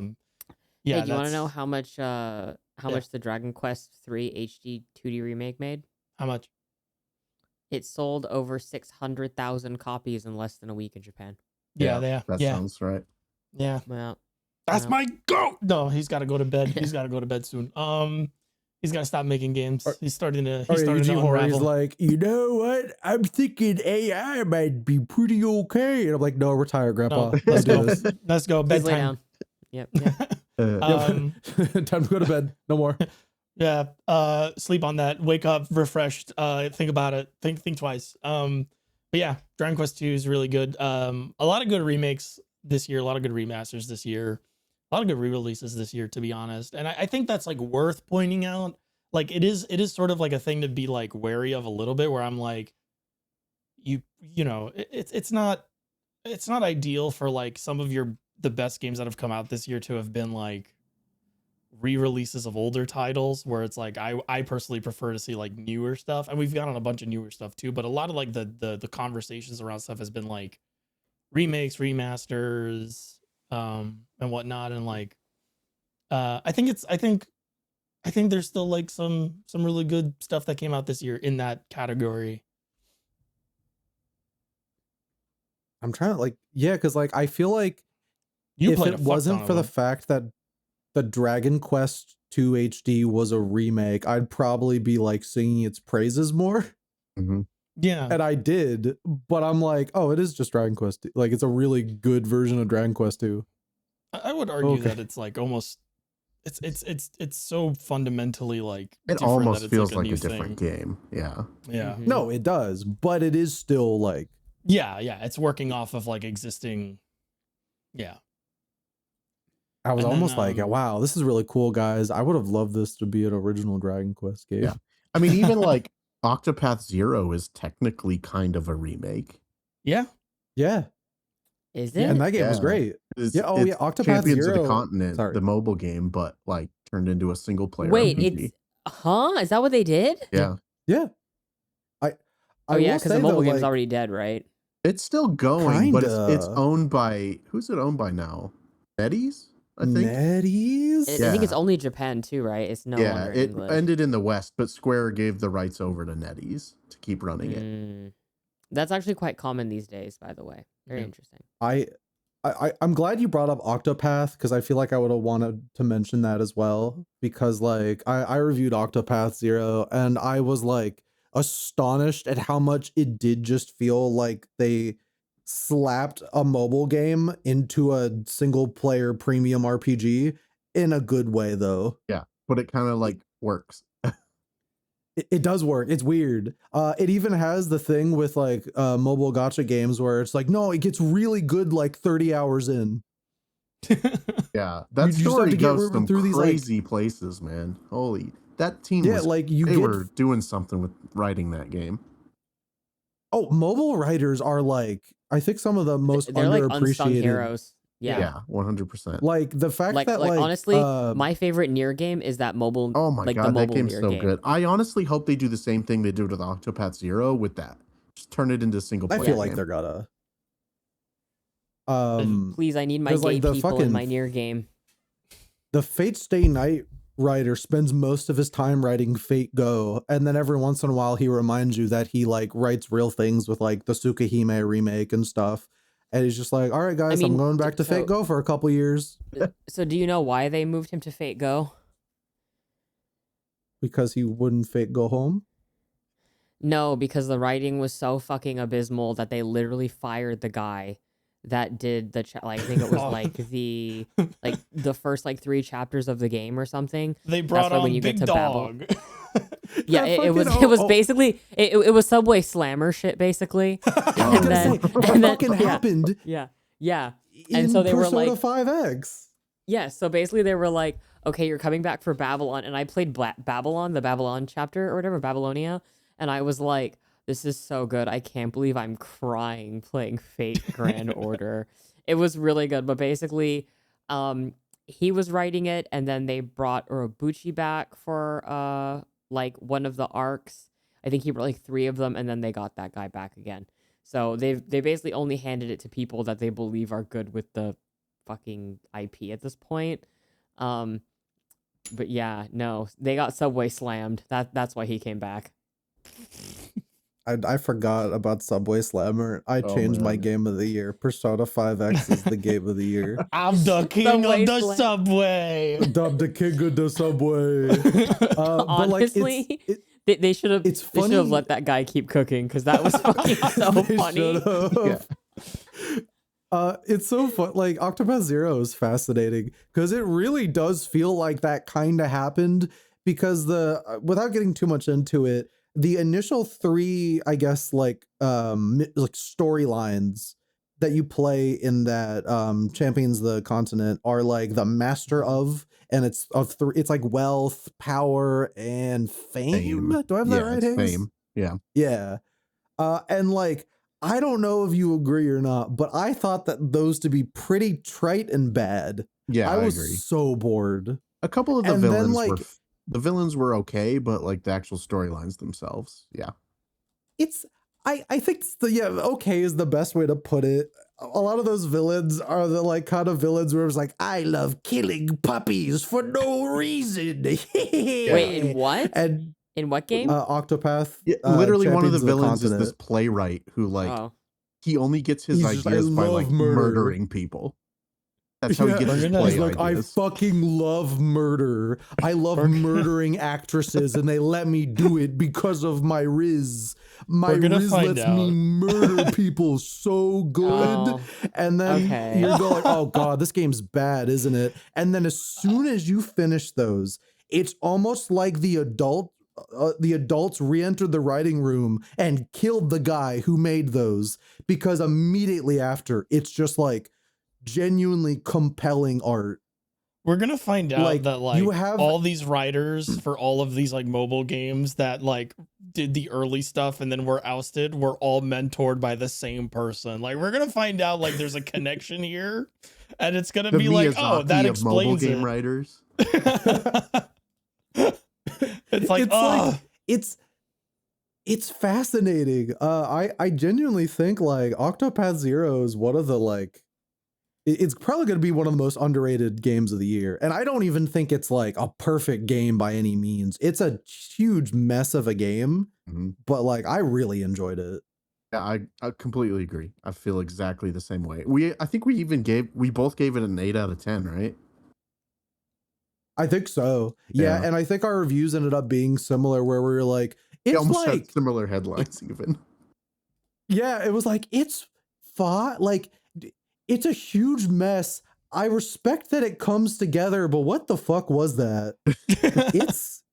It's interesting. I really liked it. It video was my games. game I played while I was like moving and dealing with like the housing market. I would just go play like I would come home, hop on Discord. I would I would boot it up, and then I'd wake up and like 8 hours had passed, and I had like just binged it and just didn't even realize it. Octopath Zero is really cool. I'm loving this like thing of like everyone's been playing games that are the equivalent of like going to a concert and the opening act is fucking terrible or like really weird, and then like the actual band you're here to see starts playing and you're like, oh, okay, we're good. I remember That's why I fine. liked video games. Hayes, do you have any other Concert was I guess good, but what games the you fuck want was that about? to shout out? I'm trying not to take away too much from your suggestions, but we have Like- similar taste in games, so I can't help but jump in. I don't have anything huge. The only other piece of media that like dominated my year, honestly, is Taskmaster, which I got like really, really into. Like the TV show? Yeah, the British TV show. Okay. It's Sounds just Interesting. familiar. yeah, it's basically like it's the show where they have comedians on every season. There's like a cast of comedians, and they have each episode they have like these tasks that they have to do, but they're like it's almost. I think honestly, in a weird way, I think the reason I enjoy it is it's almost video gamey in a way, because the tasks Yeah, are I'll like agree with that. Yes. yeah, the tasks are like really ridiculous and open ended a lot of times, and have really stupid answers sometimes. But it thrives on the personalities of the comedians that they have on, and so like last 2 seasons ago, which is when I got into it, they had their first American comedian on with Jason Mantzoukas, and he was just incredible, and it just is like this. It's almost like Whose Line Is It Anyways, but actually good, because Whose Line Is It Anyways was bad. Yeah, it was you know. Yeah. But it's just, I don't know. It's the kind of thing that I think I enjoyed it so much because it's just such a nice distraction from everything being terrible, you know? Where you can just kind of watch it and you really like bond with these comedians, and they're being very open in a way that they often aren't. Because it feels very candid in a way that you don't often see with this kind of show. Like it's not scripted, and it doesn't feel scripted, and it just feels very open and candid and fun. And I think that's why it works so well. And there's like literally, I think 21 seasons now, and I literally watched 21 seasons of this show in like 8 months. Watch it with your girlfriend, Cullen. You'll like it. Yeah, you will. Okay, Especially if you I'm big watch into, it with like- someone else, it's a very good time. My partner and I watch it together. She got me into it. I'm big actually. into like Game Changer and like the Dropout stuff. So I have a feeling like it sounds like similar-ish ballpark. I think the vibe You'll is like it very more. similar to Game Changer. Yeah. But I think you'll like Oh, good. Taskmaster more than Game and Changer. I do like Game Changer too, but I like Taskmaster more. I'm more I think of Game like Changer is a, aggressively okay. I think it's an episode to episode thing for me. Yeah. I can Like see the that. like the yeah, the this McDonald's season of Game Changer Macbeth. was kind of just okay. I heard things about it, just that people are dropping off like real quick because of this season. But that's about it. Yeah, but not everything was a winner. I really Yeah. only liked a couple of the early episodes and then a couple of like the last one. But like overall I like what Dropout does more than I don't. I think not I was almost gonna say like Whose Line Is It Anyway? There Make Some Noise. That's been like I think that's more consistently good. It's just improv and impressions. I think their best shows are the ones that focus on the improv, and I think that's why some of their newer stuff just doesn't hit as well, because it's like you have all these improv actors that are good at improv, and then like some of the shows are like baking shows and stuff like that, and it's just kind of like I don't think those work with the talent they have. I think they're really cool ideas, and I respect that Dropout like tries different things, and if it sticks, they keep doing it. Like I respect that. But yeah, like sometimes that means you end up with a concept that just doesn't have the legs to really go past a certain amount of episodes, or like the premise for the show doesn't really like stand the test of time. Yeah, that's kind of what surprises me so much about Taskmasters, because like I watched all of the seasons, and there are very few repeated tasks. There's a few here and there, but like it's kind of amazing how fresh it still feels from like Yep. season 2 to 21. Yep. I need, yeah, I'll add this to the Plex. Sounds fun. I've seen a couple of clips of Taskmaster. It's pretty funny. I like it. Mm-hmm. It's also very British, so you know. Yeah. If you like British humor, there you go.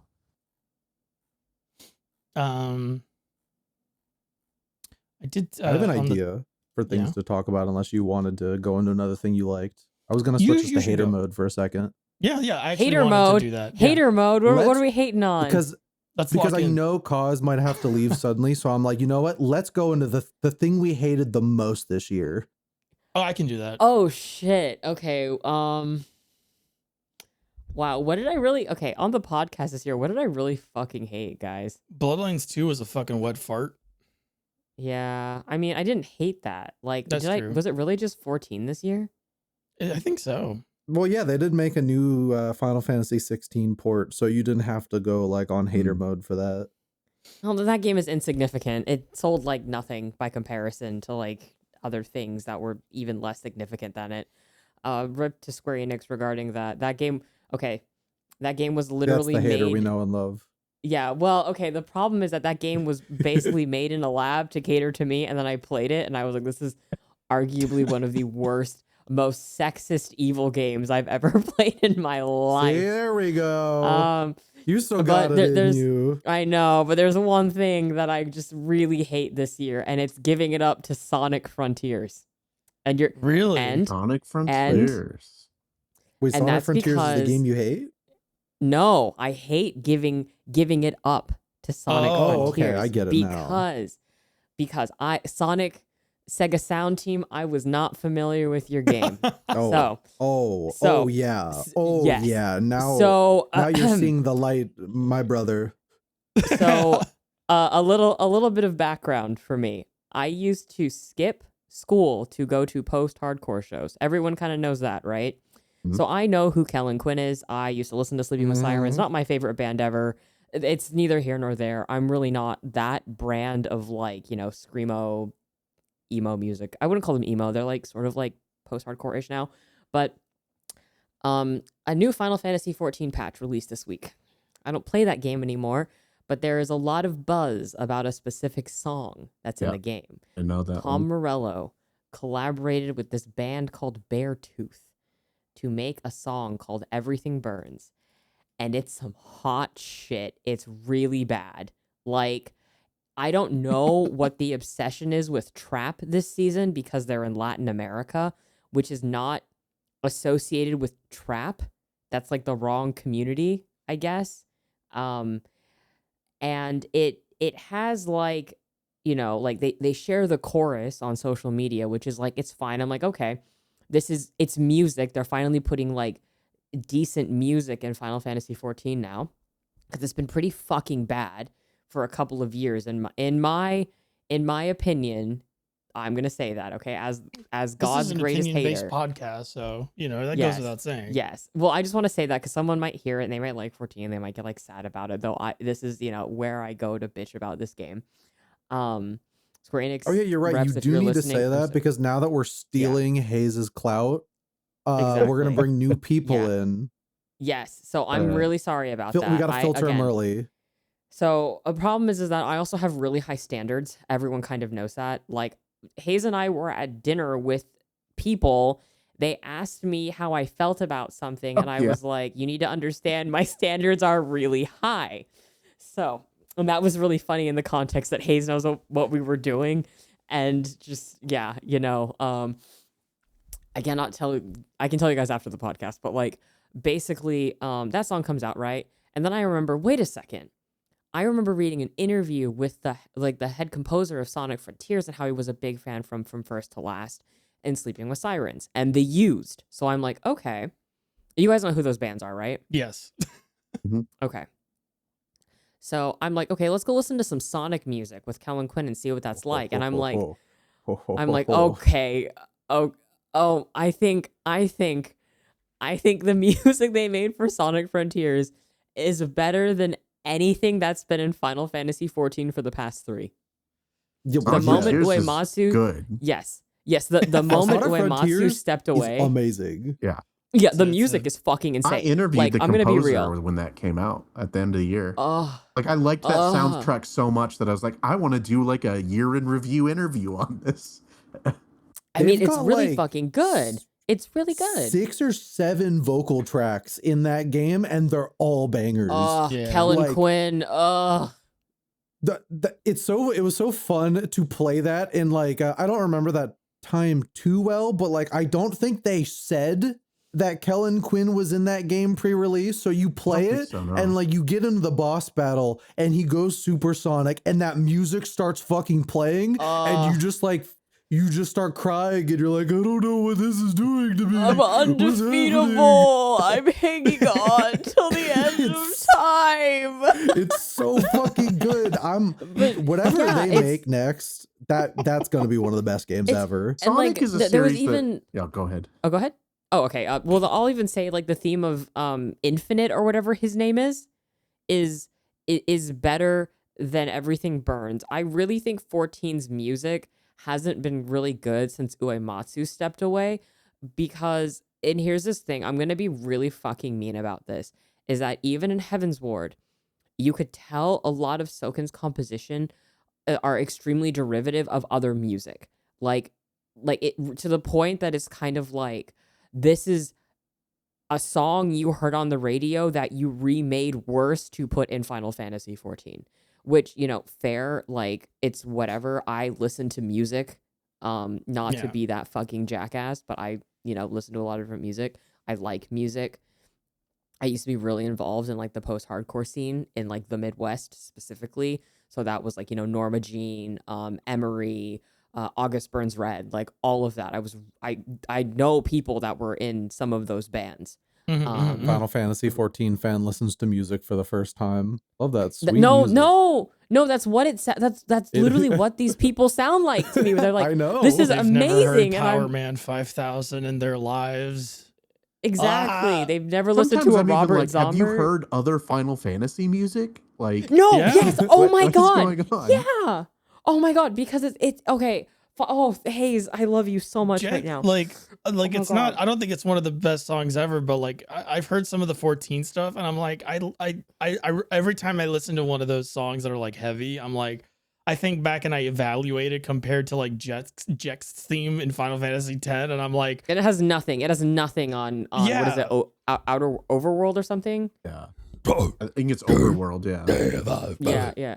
But it's like, ugh. it's not even a Yeah. modern Final Fantasy thing because for like fucking the remake games, they got the 13 guy doing music, man. It's- You mean Uematsu's actual understudy? yeah. Yeah. The Is that Rebirth soundtrack Hamauzu? has some crazy Yeah. shit in it, I man. gotta play Like the Rebirth. Beastie Boys rap that they have in Rebirth is incredible. Yes. whoa.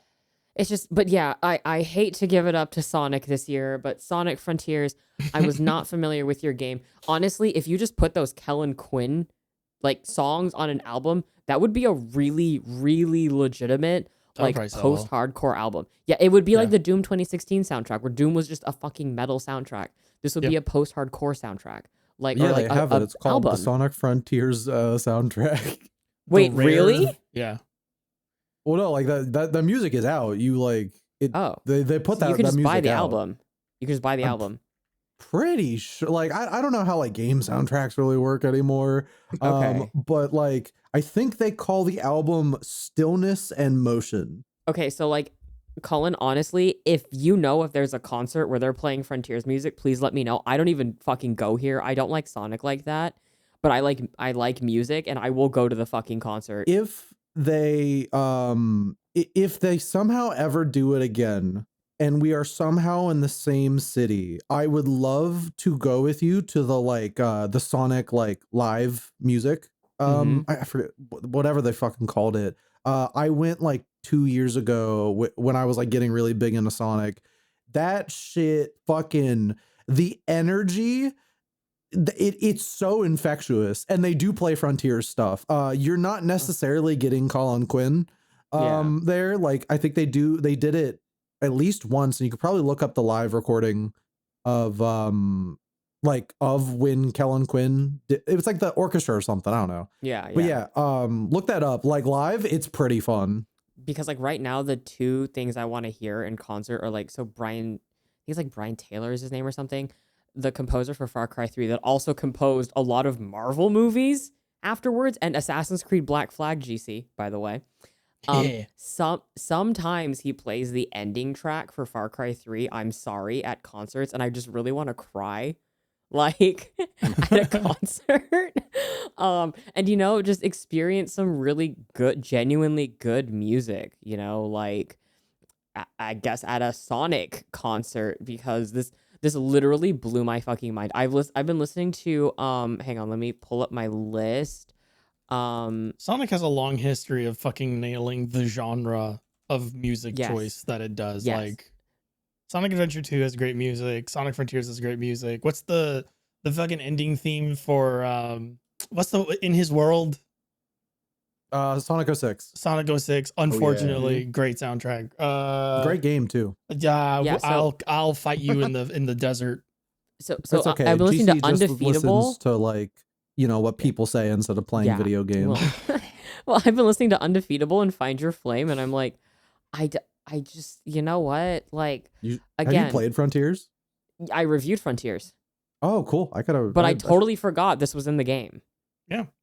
Mostly because I played the Switch version. It was so broken that I just Yeah. really Oh, yeah. couldn't play a lot of it at all. Yeah. Yeah, I was like, this is genuinely awful, and I'm sorry. I would like to like this game, but I cannot physically play So, it. I It's on played our that Steam game on library. You should just PC. like play it That was good. sometime. Okay. It's like after like Yeah. updates and stuff. It's like, I'm not saying Frontiers is like the best game ever, but like I'll play it for the music. like as well. I think genuinely like as their attempt to be like, no guys, we're back. It's a pretty like good one. it's a pretty Okay. good game. And like you see that and then see how they took the success of that and then pushed it to Shadow Generations, and you can Yeah. go, okay, no, they're There's a through back, line there. back. Yeah. Okay. Like The whatever cool, they make next is going to be like incredible. the new Okay. conceptual stuff that they added to Frontiers is really, really good. So good that as me, someone who is sort of like I'm kind of lukewarm on a lot of 3D Sonic stuff. Like when I play the more traditional Sonic levels in Sonic Frontiers, I'm like, I wish I was back on the overworld doing the new stuff that they did with the Sonic concept, because like the new stuff in Sonic Frontiers, like the unique stuff about Sonic Frontiers that aren't just like the Sonic levels, is so good that I wish the entire game was just in that overworld doing stuff like that. Mm-hmm. I think it's really funny, Cause, that you're such a hater that when we come to you, be like, what's the biggest thing you hated all year? It's like, let's talk about how awesome Sonic is. And we It's go, crazy. yeah. There is No, nothing 'cause it's- Kazuma hates more than bending the knee, okay? Yeah, literally. No, I fucking hate. I just hate it, right? But that is, Hayes, you're gonna hear this a lot. It's the CSU3 effect for me, or a CS3 effect, where like I will play one of their fucking games, and then I will play a fucking stinker after it, and I will go, wow, I guess Castlevania Lords of Shadow 2 was actually a good video game. And it's like putting a gun to my fucking head, dude. Like, I'm just like, I don't know. There's just something about their games that makes me appreciate other things. So maybe I need them in my life. Like, I need this studio in my life. You need a villain. It's not even a villain. It's something that makes me appreciate things that I might have overlooked. So you know what? Thank you, Creative Studio 3, because you've done something amazing for me, and you've opened up my eyes and actually gotten me to stop playing a game that I suffered through for 10 years to go and create better experiences with new people in other video games. So thank you for that. And also thank you, Sega Sound Team, for actually making really good music and honestly setting the standards for that kind of collaboration in a Japanese video game. Because Everything Burns is fucking dog shit. I haven't listened Anyways. to it yet. I should Oh, listen I'll to link it to later. you. It's really bad. It's pretty bad. I only heard the so glad teaser. I I stopped haven't heard the playing full 14. thing. What is? Well, sorry, Hayes? I only heard the teaser. I haven't heard the full song. The full thing. So they have, it starts and they have like trap beats over singing. Then they do the part you hear online. Then they go back to the trap beats and the sing speaking or whatever. And then they do the chorus again, and then the song ends. Fun Badass. fact: I almost did an interview with Tom Morello for publication, and then it fell through. Well, maybe it's for the Oh, best. this is Yeah, generic. I think so. Yeah, he's listening to it right now. Yeah. Oh, this is like Yeah. really like. I refuse to listen. I don't want to waste my time. And then you get this. You get this fucking banger of a song. I just linked Undefeatable. You get this Undefeatable, fucking what a good amazing song. So fucking good. So Don't good. say ops in a song. Don't say ops in a Oh, song. don't. Not in a Final Fantasy 14 song. Get that out. Get that out of here. I don't. Oh, Hayes, what was the thing you hated the most this year? I'm pulling away from. I don't want to even. Yeah, That's ruining my just life to hear Just about. don't. I don't know. Like, No, it should. Yeah, go ahead. I don't want to say. I don't know if hate's the right word, but What were you underwhelmed by? the Metal What Gear did you Solid hate? No. 3 remake. Ah. Straight up, I mean, it was the title of my review. It straight up made me question why we remake video games. I mean, it's just a really like high def version of a game that didn't need it. Yeah. It's weird. And I did this whole project at agree. Inverse this week where I talked to like 6 different developers about why we remake video games. And so I guess if I'm thinking about what I hated the most, something that made me do this like giant project that I sunk 40 hours of work into, that's probably what I hated the most, right? Yeah. If I felt like I had to It's like a go waste out of of my time. way to like investigate why we remake video games and talk to all these different developers, Yes. that's got to be my biggest hater moment of the year. You know what? Right. And I love that energy because you can bring that kind of energy to the field, right? We were Yeah. like, I just didn't like this, so let's figure out and why I talked the fuck I this keeps talked to happening. Konami for it. They were one of the ones because it's like they're the ones who started this, so I want to hear what they said. And the producer gave me he explained their position of what they wanted to make this remake that felt too faithful, like that was their goal. I'm like, I guess I honestly, you achieved the goal if that's what you set out to do. Yeah, like It's so strange too because they release 3 onto. Yeah, the collection. They did like a re-release, right? They ported 3. So I'm like, so it's like, Well, why and would 3 you? got re-released on 3DS as well. I gotta track that port down. It runs at like It's- 15 FPS. It's bizarre. I own a It copy. sounds awesome. Not the ideal way to play Metal Gear, but it's an interesting way to play Metal Gear. Because it's basically like a prototype gameplay wise for Delta. Because they 'cause they got also the just third-person like had camera, in Uh-huh. like and they made it so you could like crouch like sneak like which you couldn't. So they just took all of the like the Peace Walker like movement system and they just put it into Metal Gear Solid 3. And from what I've heard of Delta is just we took Phantom Pain and put it into Metal Gear Solid 3. Yeah, and that was my big problem with it, is because like you have this new gameplay style, but nothing in the game is adjusted around it. So like Yeah. it's still the structure of MGS3, but you're playing it like MGS5, which just doesn't really it's not supposed to be like that, so it doesn't work. A lot of the areas in 3 are designed around the way that Snake controls in Yeah, the and the original. camera that you have, yeah. Yeah. And so like if you take that away, a lot of that stuff doesn't really like it for lack of a better word, like it's like not challenging. It's not like thought provoking because you just point and do thing, as opposed to like, okay, I'm sort of like limited in like my range of motion, like in the third game. So it's like, it just kind of trivializes a lot of those areas and zones. And it's at the end of the day, it's like it's still Metal Gear Solid 3, and you can still play it in the original way you played Metal Gear Solid 3. So, yes, it's good, quote unquote. But like how is this like worth like how does this sort of like how is this in what way is this sort of like a remake that sort of like justifies itself, right? Where it's like when you've just finished porting the original to newer platforms anyway. Yeah. Right. Like, especially when yeah. you look at like MGS4, there's the only way to play that is on PS3. And Yep. like, I would love just a port of that to anything. I'm dying for that because I don't want to turn on my PS3 to continue I'm my sure that my playthrough. they're working on it. It's I hope just I'm so. sure that the reason well because they literally like titled the last collection Volume 1. Yeah. And then like it's been 3 years or something. So it's just like I'm sure that the whole reason why that's taking so long is that they're trying to figure out how to port Metal Gear Solid 4, which was a PS3 exclusive designed solely around how a PS3 works. And they're just like, how do we do this? The PS3 is the most complicated like console ever made. I'm so excited for whenever that happens, and it's just a weird facsimile of a video game. I have a friend. Oh, like who's Metal like, Gear Solid 4 always was. I have Yeah. a friend who's like really into Metal Gear Solid, and I can't wait for that to come out eventually. And like, if it's like a bad port or like a really bad like remake, I can't wait for her to be like, look what they did. They massacred my boy. Like, she's gonna lose her mind. I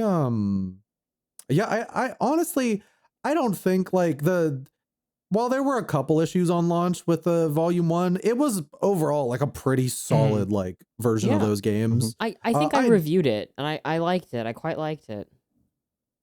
I think they're gonna probably do fine. It's just that like, oh, the PS3 was such miserable architecture to work with, and that's why that game has never been re-released.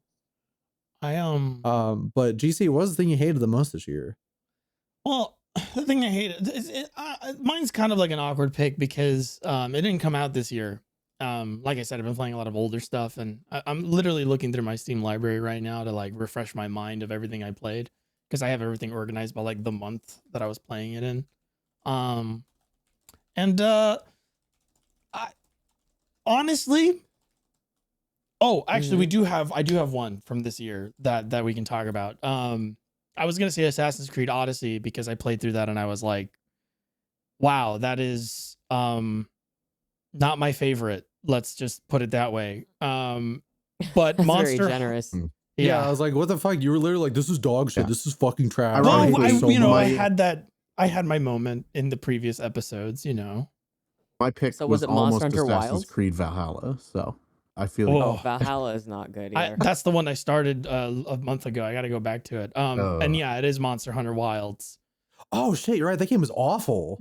That is, it is quite unfortunate that I hear that the later parts of Monster Hunter Wilds are better. No, they're not. No, they're not. No. My biggest gripe with Monster Hunter Wilds is that a lot of people have given it the excuse of like, oh, it's just low rank. And Kazuma obviously clearly disagrees with that assessment. But also, I am a low rank Monster Hunter player. I play Monster Hunter's story mode. I hit credits, and usually that's when I stop playing. Mm-hmm. I am that kind of person. The last time I went past the story of a Monster Hunter was Monster Hunter 4 Ultimate. That's a good video game, though. Which is very good video game. And I do not think it is a good point to make that, after you get past the first 20 hours, the game is much better, because some people only play Monster Hunter for those first 20 hours. I am one of those people, and then I wait until my friends are like, you want to play Monster Hunter? I'm like, yeah, sure, I'll boot it up and I will literally do like 2 or 3 hunts, and then I'll be tired of it. I'll be like, okay, I'm done. Like, that game has one of the worst low rank experiences in any Monster Hunter ever. The railroading in that first like 20 hours is so bad. The storyline is terrible. And to be clear, Monster Hunter has never been a paragon of storytelling, but like, you know, 3 it's been and all 4, very diegetic. It was very diegetic Yeah. up until recently.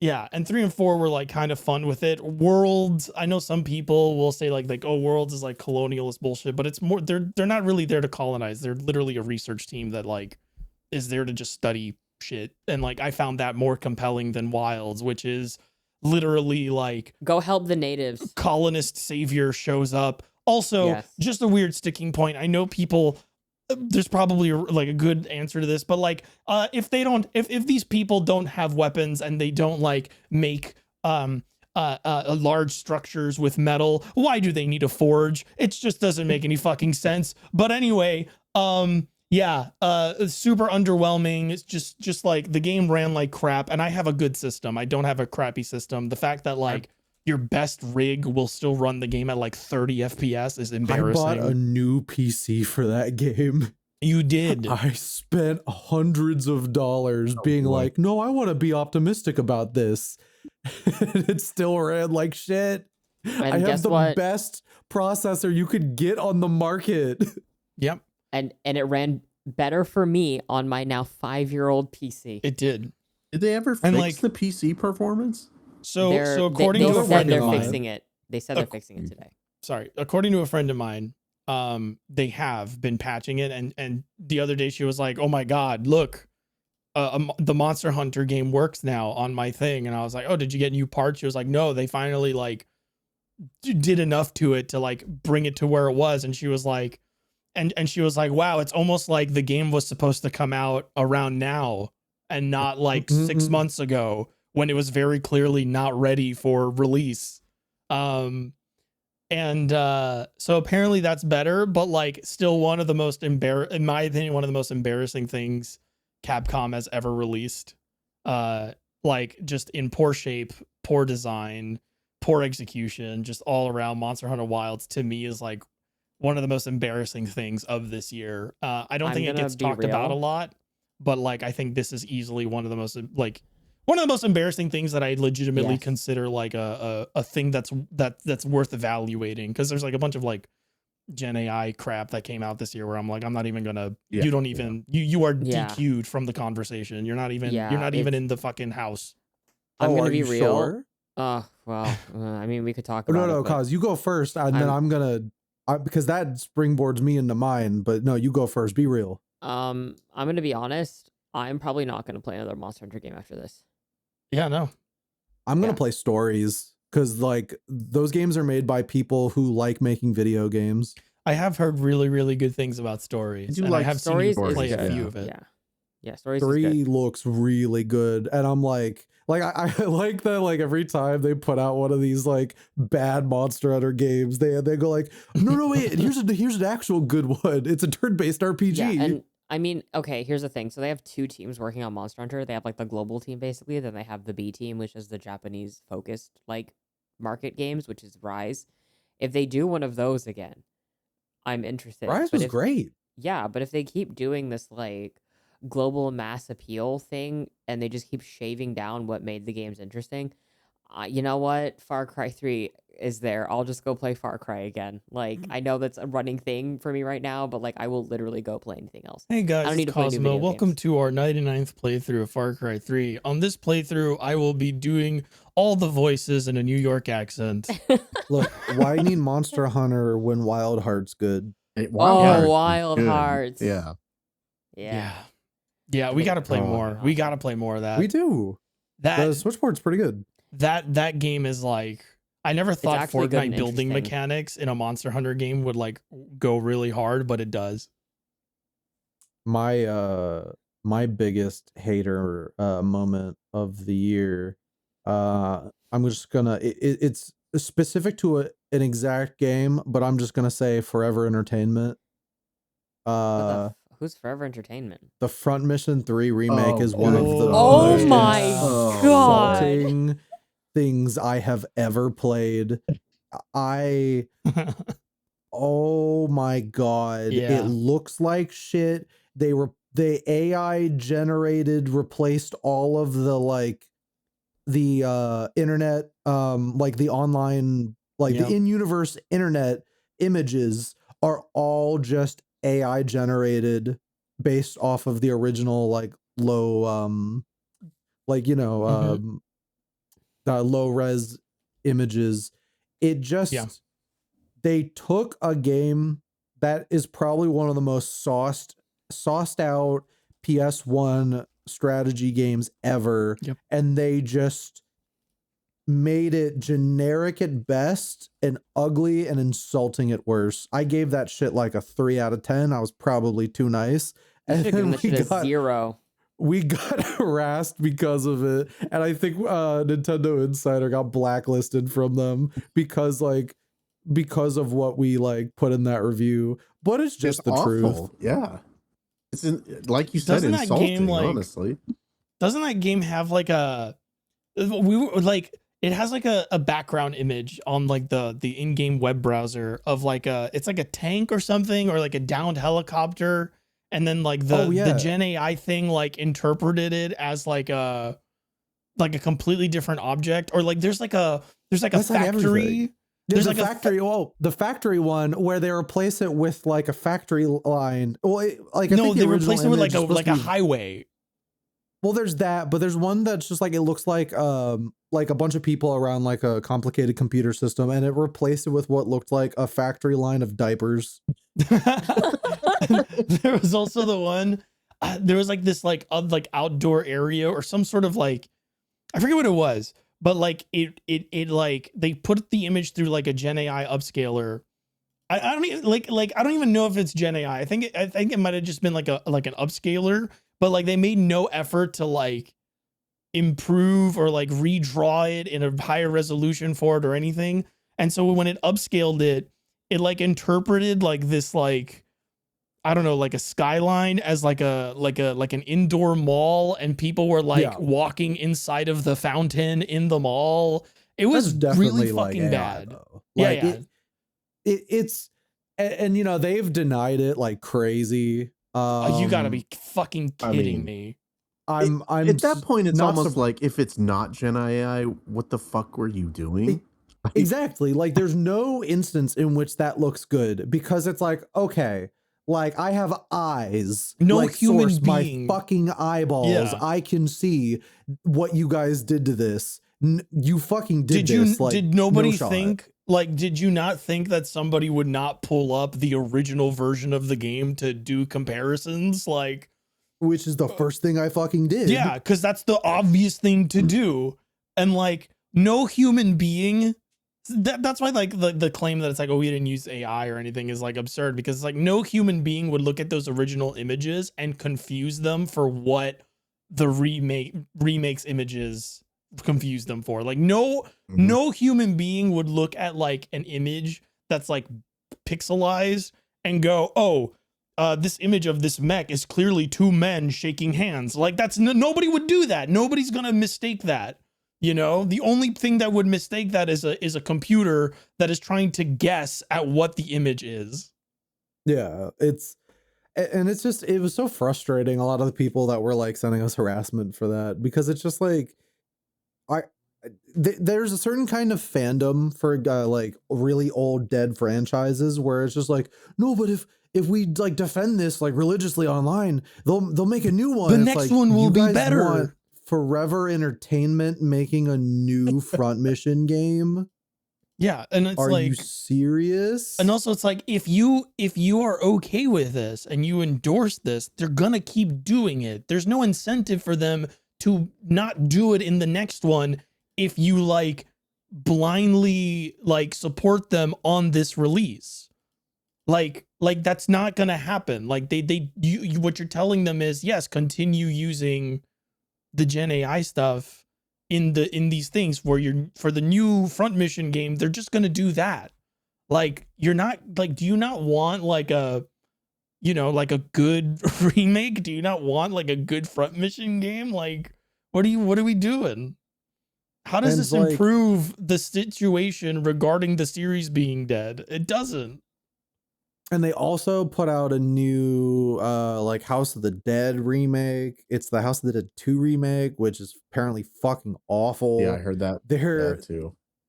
They're showing the Panzer Dragoon 2 remake and it looks fucking awful. And I'm like, I don't get why, like, as a fan of these things, you would ever like, because they'll take whatever they can like get. This. Because they're not thinking about like, they just want it. They don't care if it turns out good. You know, it's like, it's not that they don't care that it turns out good. It's that anything is better than nothing for some people, or like if a series has been around like Yeah. dead long enough.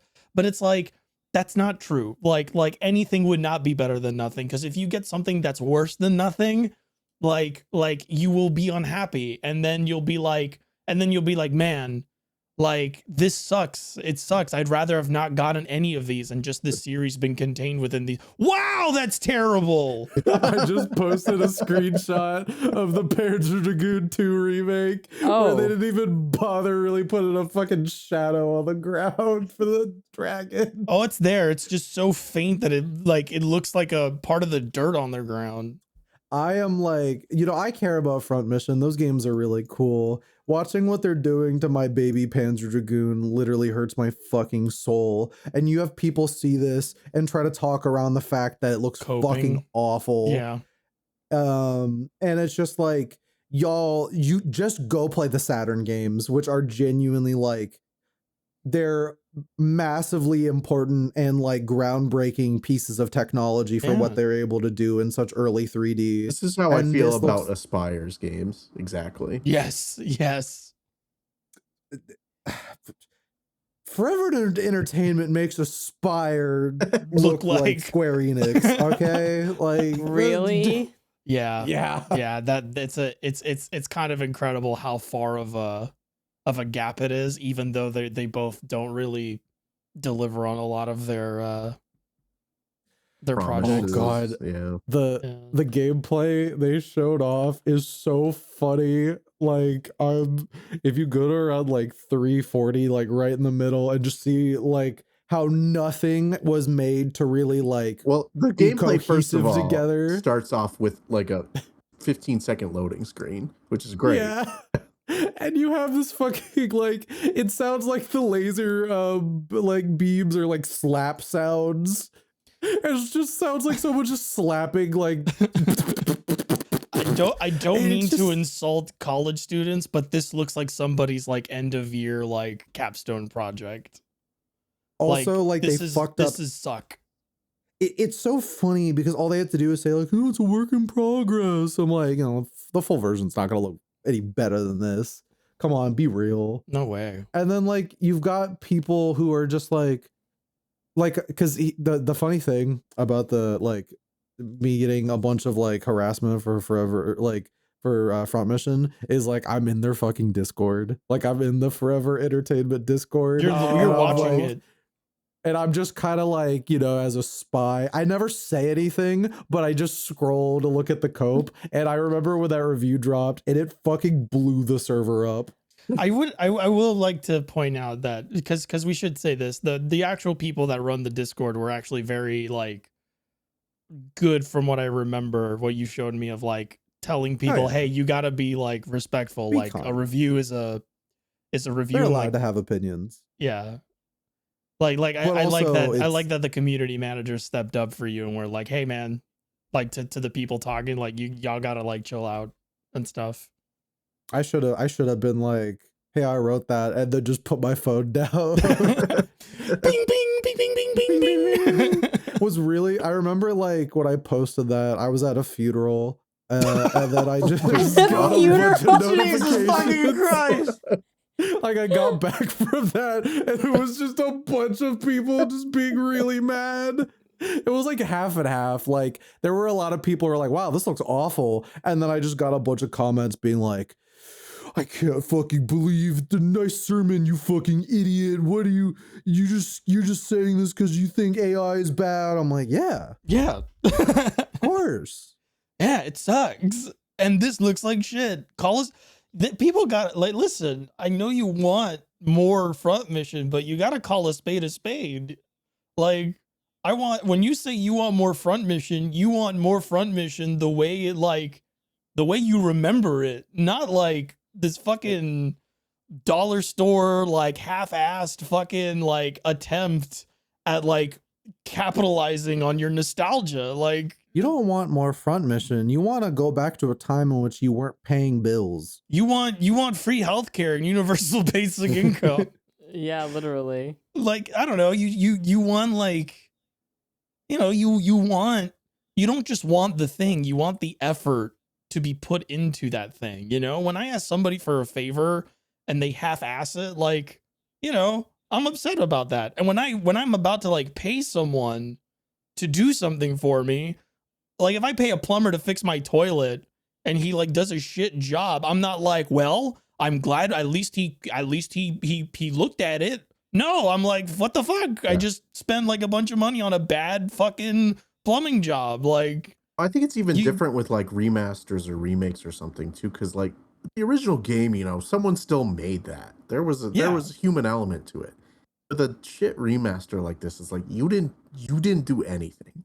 You like took something and made it worse. How'd you do that? Yeah. Like it was working fine. Like this thing was like, my toilet was perfectly fine, and then you showed up and told me you shit in it and told me like, yo, like we gotta like, I'm gonna install a bidet in your toilet to make it better. I'm like, yeah, do it. And then you took a sledgehammer to it and took half the bowl out. Like, what happened? But yeah, I mean, it's been a weird year. I think like last year, I think our impressions of last year were like, to compare this year and the last year we had a much better impression of, I feel like we were a lot more positive on last year, I think. And then like this year has been a little bit less, it's been a more divisive year, we'll say. Like, it's like there's been stuff that's out that like some of us like, some of us don't like, but like I felt like 2024 was more consistently, we were in agreement on a lot of stuff. Mm-hmm. Whereas this year it's sort of like either we're divided on it or like the audience is divided on it, like or people didn't care. or they didn't care, like it's been a year that I feel is like, I feel like 2025 is like where we're finally seeing the stuff that people have been talking about for a while, where it's like, hey, you're seeing a lot of really good games come out, but that's because of like those games have been in development for a while. So, you should probably expect games that are going to come out in the near future to like kind of look worse or be a little bit more like not as consistent. And I think we're finally starting to see like the stuff that's been going on in the industry impacting the games that we play now. Yeah. It's definitely going to be really like within the next year or two, we're really going to see it full force, like straight up. Another big trend with that is how many game announcements do we see this year from a brand new studio by developers from such and such? Like, so many games that we see now are people who are making their own games or their own studios because they lost their jobs. Yep. And we're not going to see those games for a while, mm-hmm. I think. And so I do think like 2026, 2027, maybe 2026 will be okay. I think like 27, 28, and 29 are going to be years that we're going to remember in the long run of like, oh man, those were pretty like rough in terms of like the stuff that came out. Unless if they like, release Far Cry 7. But no, it's sorry. We'll have exceptions, I'm sure. Yeah, but I think it's going to be pretty rough going forward. Like, again, everyone getting laid off. We're not going to see that for like another 2 years. Yeah. Right? Yeah. So it's miserable. Speaking on like from the studio, from the people that worked on whatever, I just got an email for a Kickstarter for one of those. The I forget what it was, that farm life sim game where you play as little critters from the ex-BioWare people. Oh, the game with loads of AI in it? No. Yeah, people quit that studio en masse, I'm pretty sure, because of their use of AI. Yeah. Loads of people quit. Yeah, I know several people that quit that game. No, I gave them so much money. No! Can't win them all. No! Well, I guess that's a fitting end to the year. Yeah. No! I was rooting for you! It's crazy that this happened twice to GC This keeps year. happening to me! Okay, so we know not to support games that GC No, wait, hold on. GC's a bad omen. No. No, it was just Alters and Inazuma and this one and Wait, Inazuma has AI? Well, Yeah. they did in it the concept art phase. They used Gen AI to do concept art. I knew they got Yokai Watch had that, but Yeah. Did So you they Yokai Watch? they talked about it with they did like a big slideshow presentation at TGS, I think, and talking about how they did it for that and their mech game, whatever Yeah. it's called. and we're gonna have to deal with Mecha that for Break. Professor Layton, aren't we? Jesus. Probably. I on our last And I think we should podcast. I think we should clarify that Gen AI is the issue here. It's not people creating AI for Yeah. their fucking game systems and shit, or Yeah. creating, like, someone in my Yeah. comments, because I was like, hey, like, I know Blizzard just puts because everyone's having the placeholder conversation, right? And someone was like, yeah, because Blizzard, sorry, I'm doing all over the place because I just had a lot of sugar, so I'm all going crazy right now. I'm like a 5-year-old. But I was mentioning, how, like, using placeholders and stuff is very common in game development just in general. Putting PH for dialogue or just really shitty assets. And I brought up Blizzard because I have a lot of experience with their games now, and how they're very obvious about using placeholders for stuff, to the point that I guess there's even an NPC in the game called Captain Placeholder because he's just a placeholder. Everyone loved him. And someone was like, yeah, well, I heard Blizzard is using AI to generate buildings with textures in their game. And I'm like, yes. It's called procedural generation. Yes. So yeah, I want to clarify that this is Gen AI specifically, and not any other AI system. We're not going after anybody that uses speed tree. Yes. Okay. Yeah. Like, it's fine. Yeah. I'm a computer science student. Personally, one of the most frustrating things about the AI discussion is that they coined it. They conflated the term AI with what is actually not actually an artificial intelligence concept. Mhm. And artificial Mhm. intelligence as a concept is not traditionally known as like a sentient life form thing, but that's how they're marketing all this new shit. And unfortunately, marketing majors are like, well, anything that's like kind of like that, we should call it that. And it's like, yeah, the term AI is like, I'm saying this because like my field of study when I was studying computer science was going to be cybersecurity and artificial intelligence like stuff. The traditional AI stuff, which is like, I blame GC for the problem. like creating a procedural generation thing, or like enemy AI in a video game, as an example, is like another one of those that people think is now like, are they using AI to do it? It's like, no, that's just like, it's a form of machine learning that like is not a problem. But yeah, And has been there for a long time too. we've literally done this forever. Like, there's no like like it doesn't work the same way as the other thing that we're talking about now. Like, please. That's just been so fucking frustrating. But yeah, I don't know. I think like we're all gonna be in the trenches, I think, in the coming years in regards to stuff like that. And thankfully, we live in a timeline where there are literally more games that are already out than you will ever play in your entire life. So, in the event that you're like, I'm not going to play a game that has AI in it, and if I find out it has AI in it, I'll, if I can, I'll return it, or if not playing it anymore, or if I don't want to play it anymore, there's like over tens of thousands of hundreds of thousands of games you can just turn around and walk backwards into history for.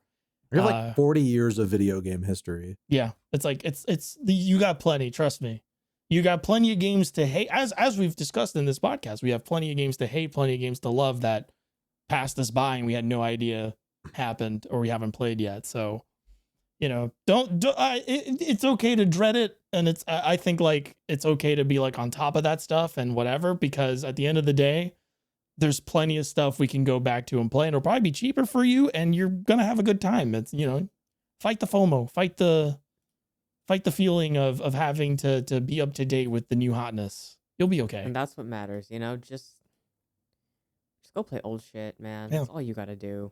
And support the new shit that doesn't use AI, obviously. If somebody's out there advocating a game that's like, hey, we didn't use AI in this, and like it's a good game, you should like praise it to high heaven and tell people to play it. And those are the people and companies we should elevate and support in the coming years. So true. Mm-hmm. Yeah. Should we do questions? Yeah, Yeah, we let's do should. questions. Cool. I mean, I guess last chance. Anyone want to shout anything they did in big 2025 that they enjoyed? Blueprints is the GOAT. All right. Oh, Blueprints was really good. Yeah. I hated everything except for Far Cry. I really liked Super Robot Wars Y. Yeah. That showed me that like fan service can be awesome if it's made by actual fans. Yeah, I got nothing. I looked at the games I played this year, and it's Marvel Rivals, Guild Wars Reforged, Far Cry 3, Far Cry 4, Resident. Oh, hang on. I'm gonna shout out Heroes of Might and Magic Olden Era. It already has like a million wish lists or something, but it is literally one of the best It looks turn-based so strategy good. games I have fucking played in a very long time. Kazuma, it looks so fucking Yeah. good. I still need to play it. And there's no AI in it. There's no AI. None. I actually asked the developers because people were speculating. No, you know what they did? They looked at me and they laughed and they said, "No, everything's hand drawn." Love it. Badass. Yeah, love it. they were like, it wouldn't have taken us 5 years to make this game. Hey, did you have any thoughts Yeah. on Sky First you wanted to share with our audience? I think we put a pin in that, but I don't think we got back to that. I mean, I like Sky First a lot, personally. It's good, I guess. I think the consensus overall seems to be everyone is pretty hot on it. And I liked it a lot, but I do, in a way, like they didn't really change a lot of the script or the story.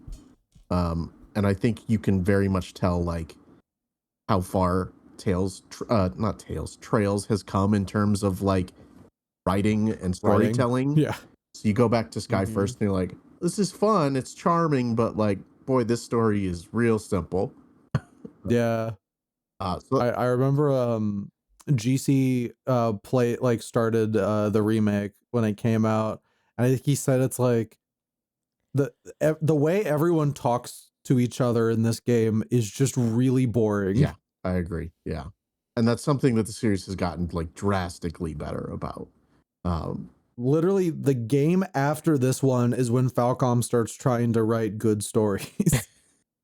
Yeah. So I think I like FC, but I'm more excited for SC because of that exact reason that you just said. Mm-hmm. Yeah. Yeah. No, I was really expecting to have more to say about like Sky First, especially in a podcast like this, because it is one of the like games I played the most this year. Yeah. That's an RPG. It should be a notable like release to talk about. You would expect like Falcom fans to be, screaming its praises, but I play it and I'm like, oh, it's fine. I think the hard part too is like FC and SC are basically like they're two of those games that are essential to play together. Like if you just play FC, you're not getting the full picture. And that's kind of how those games were designed. So it's hard you're getting someone talking about making a good picture. Yeah, it's hard to evaluate FC without SC alongside it. Mm-hmm. Which GC, cut this out if we can't talk about it. I think by the time this goes out, they will have announced that. Yeah, they're announcing it tomorrow, and I think that's because that's when Falcom's financials are. I think that's today. Oh yeah, well, like time zone wise. Time zone As of I don't know. Well, I marked it, so please let me know like by Saturday. Yeah, if I gotta keep it in or not. It's officially being announced the 18th. So okay, yeah, so tomorrow. Yeah. Oh yeah. But I mean, and it was announced, like we knew they were making another one. It's just them being like, no guys, here's a trailer or something. I don't know. Yeah. Like it's actually here's like a release window. But yeah, I look forward to having more Falcom to talk about maybe in another episode. Yeah.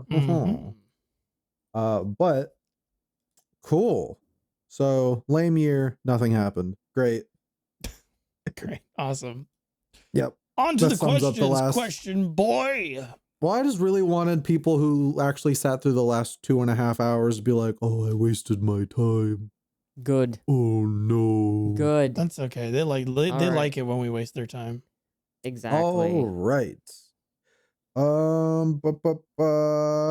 I'm gonna go back a little bit. 'Cause there was a Kazuma Let's. specific question, right? Oh geez, I don't even know what that could have. I'm trying to find what it could have been. We've kind of had to skip a lot of like so many questions waiting for you I got that it's you. kind of like, oh, you got it? Yeah, I got the one that they were gonna ask. Nix says, Kazuma, are you dethroning Jeff from main status in Rivals? Is Le Diable Blanc taking over the top spot? The White Devil. I'm assuming that's Okay. Gambit. That is Gambit. I can't believe they Yeah. call his ass the White Devil. That's crazy. That is an actual thing they call him in the comics. They call his Yeah. ass the White Yeah. Devil. He's the White Devil. So, okay. Unfortunately, I was never a Jeff main. I was always an Emma main because I'm the friend that when you play Rivals with, nobody wants to tank. So I sigh and I lock in Emma. And whenever I don't play Emma, we start losing. So then I sigh and then I lock in Emma. With Gambit, I finally have someone I can co-heal with. So maybe I don't have to play Emma anymore. But now that Rogue is out, they're like, you should come back and play the game and play Rogue. And I'm like, but you know, if I don't play Emma, we're going to lose. So I'm actually a flex. So I play Emma for tank. I play Loki, Adam, and Gambit for support. Jeff is whatever. For DPS, I play Scarlet Witch or Star-Lord, mostly Star-Lord. But I'm going to try to give Rogue a shot. But I don't have a main anymore because God has willed it that I must play every single fucking role in the game. That's just how it goes when you're a good player. Yeah. You know. Very well. Other All right. Cosma question was Oop. burnt Brohemians. We held this question because the person that asked it wanted us to hold it for Cosma. Are there any games, books, films, or other media that you own but have deliberately chosen not to engage with for any reason? Disco Elysium, because that game is written by an ML, and I hate MLs. What's ML? Marxist-Leninist. Ah, okay. Oh. Yes. Okay. Yeah. I People have like understand. begged me to play that game, and I'm like, I cannot. Like, unfortunately, like, I am an anti-authoritarian and anti-fascist, and I hate tankies, and a lot of people that play those games give me like big tanky vibes. I'm gonna give some background here. I've raised money for the Hong Kong protests. My best friend is from Hong Kong. Jake's family actually lived under communist Russia in the East Bloc. His grandfather fled over the Berlin Wall. So I have a lot of really strong feelings about communism by proxy in terms of, like, Yep. The CCP or Soviet Russia and things like that. And I've also had people part of my Twitch community that have actually fled Russia because they are ethnic minorities who would be persecuted or queer. So as you can imagine, I'm probably not going to enjoy a piece of media written by an ML. That's sort of like, Yep. advocates for that sort of system. And I'm Cuban. Yes. Yes. And GC is Cuban. So, I haven't played Disco Elysium yet, but like, I played a little bit, and some of the stuff that's in there has also kind of rubbed me a little bit the wrong way here and there. So Yeah, you'll never think catch it's a me little- playing that game. yeah, I always get like this weird vibe of like, I don't like people that are overly excited about Marxism, because I feel like sometimes I feel like people that like Marxist Leninists especially are a little bit too like they think they're on like the winning team a little bit too much. Yeah. And it's like it kind of like there's no really like, it's the same problem that I have with like conservatives, where it's like there's no nuance to the conversations we're having. Mhm. It's just like, this is the system I like and this is the one that I'm going to pick, and it's like, that's not, It's not how that works, buddy. we should not be like putting on systems of power like different clothing options for our Mhm. character creator. Like, we should probably like explore an issue and develop things that way, as opposed to just copy pasting a system of government onto different cultures and societies and people. Like, But that's sort of Exactly. why like that sort of like unapologetic take on like governmental systems sort of bothers me. Mm-hmm. But yeah. For me it's like I don't want to I do own what do I own? I own, hang on, I had an answer and I forgot. Somebody else go. I'll come back. Shit. The only The things problem I is have is that like Mhm, MMOs that I own that I'm like, I can't, just because of how many games I have to play for work. It's like Mm-hmm. I can't keep up with an MMO anymore. I mean, I yeah, haven't One day I played. yeah. hope you'll be free of that and you can play MMOs again and frolic with the Yeah, rest of us in the I would digital love field. to. I would love to play the things I want to play and not have to Mm-hmm. think of like, how am I gonna turn this into work? I But Yeah. don't envy where yeah, you're at because I used to be in that and leaving that has been so yeah, freeing. So I when know. you say Yeah, that, yeah, Hayes, you've been you there. have Yeah, like my utmost fucking sympathy because it's not a fun place to be. It's not a fun place to be. no, someday I'll get to there. But for now, like Mm-hmm. MMOs are the thing that I just can't touch because there's no way I'd be able to give anything the time I want to. Mm-hmm.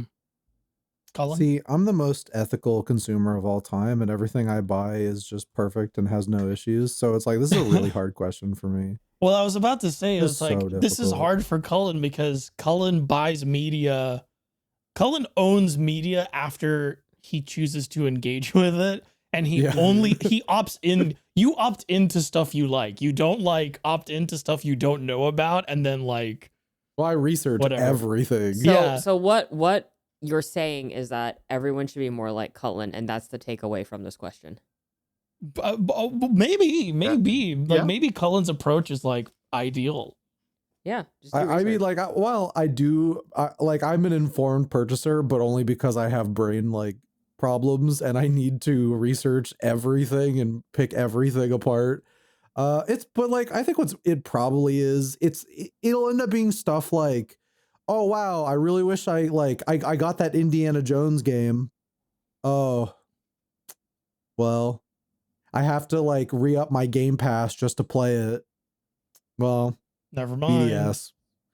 Basically, just anything with Xbox. Yeah, Yeah. I mean, I feel like that's the obvious answer, right? Where it's like anything that's like at this point, in order to engage with it, I would have to resupply someone I don't want to give money to with money. Mhm. Mm-hmm. It's Or like it's I'm just like not gonna do it.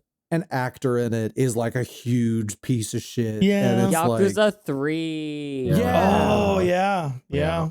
Yeah. That's a great Thankfully, we one. don't own that because Not, we can't yet. But also, we like, probably oh won't. fuck that. Yeah. I'm gonna wait for that to get pre-owned and real cheap and get it just to play Dark Ties. They aren't seeing a fucking cent for me on that. Yeah. I guess for me, it's like I'm kind of in the same boat with Cullen, honestly, because like I'm looking at my stuff, and I'll be honest, like usually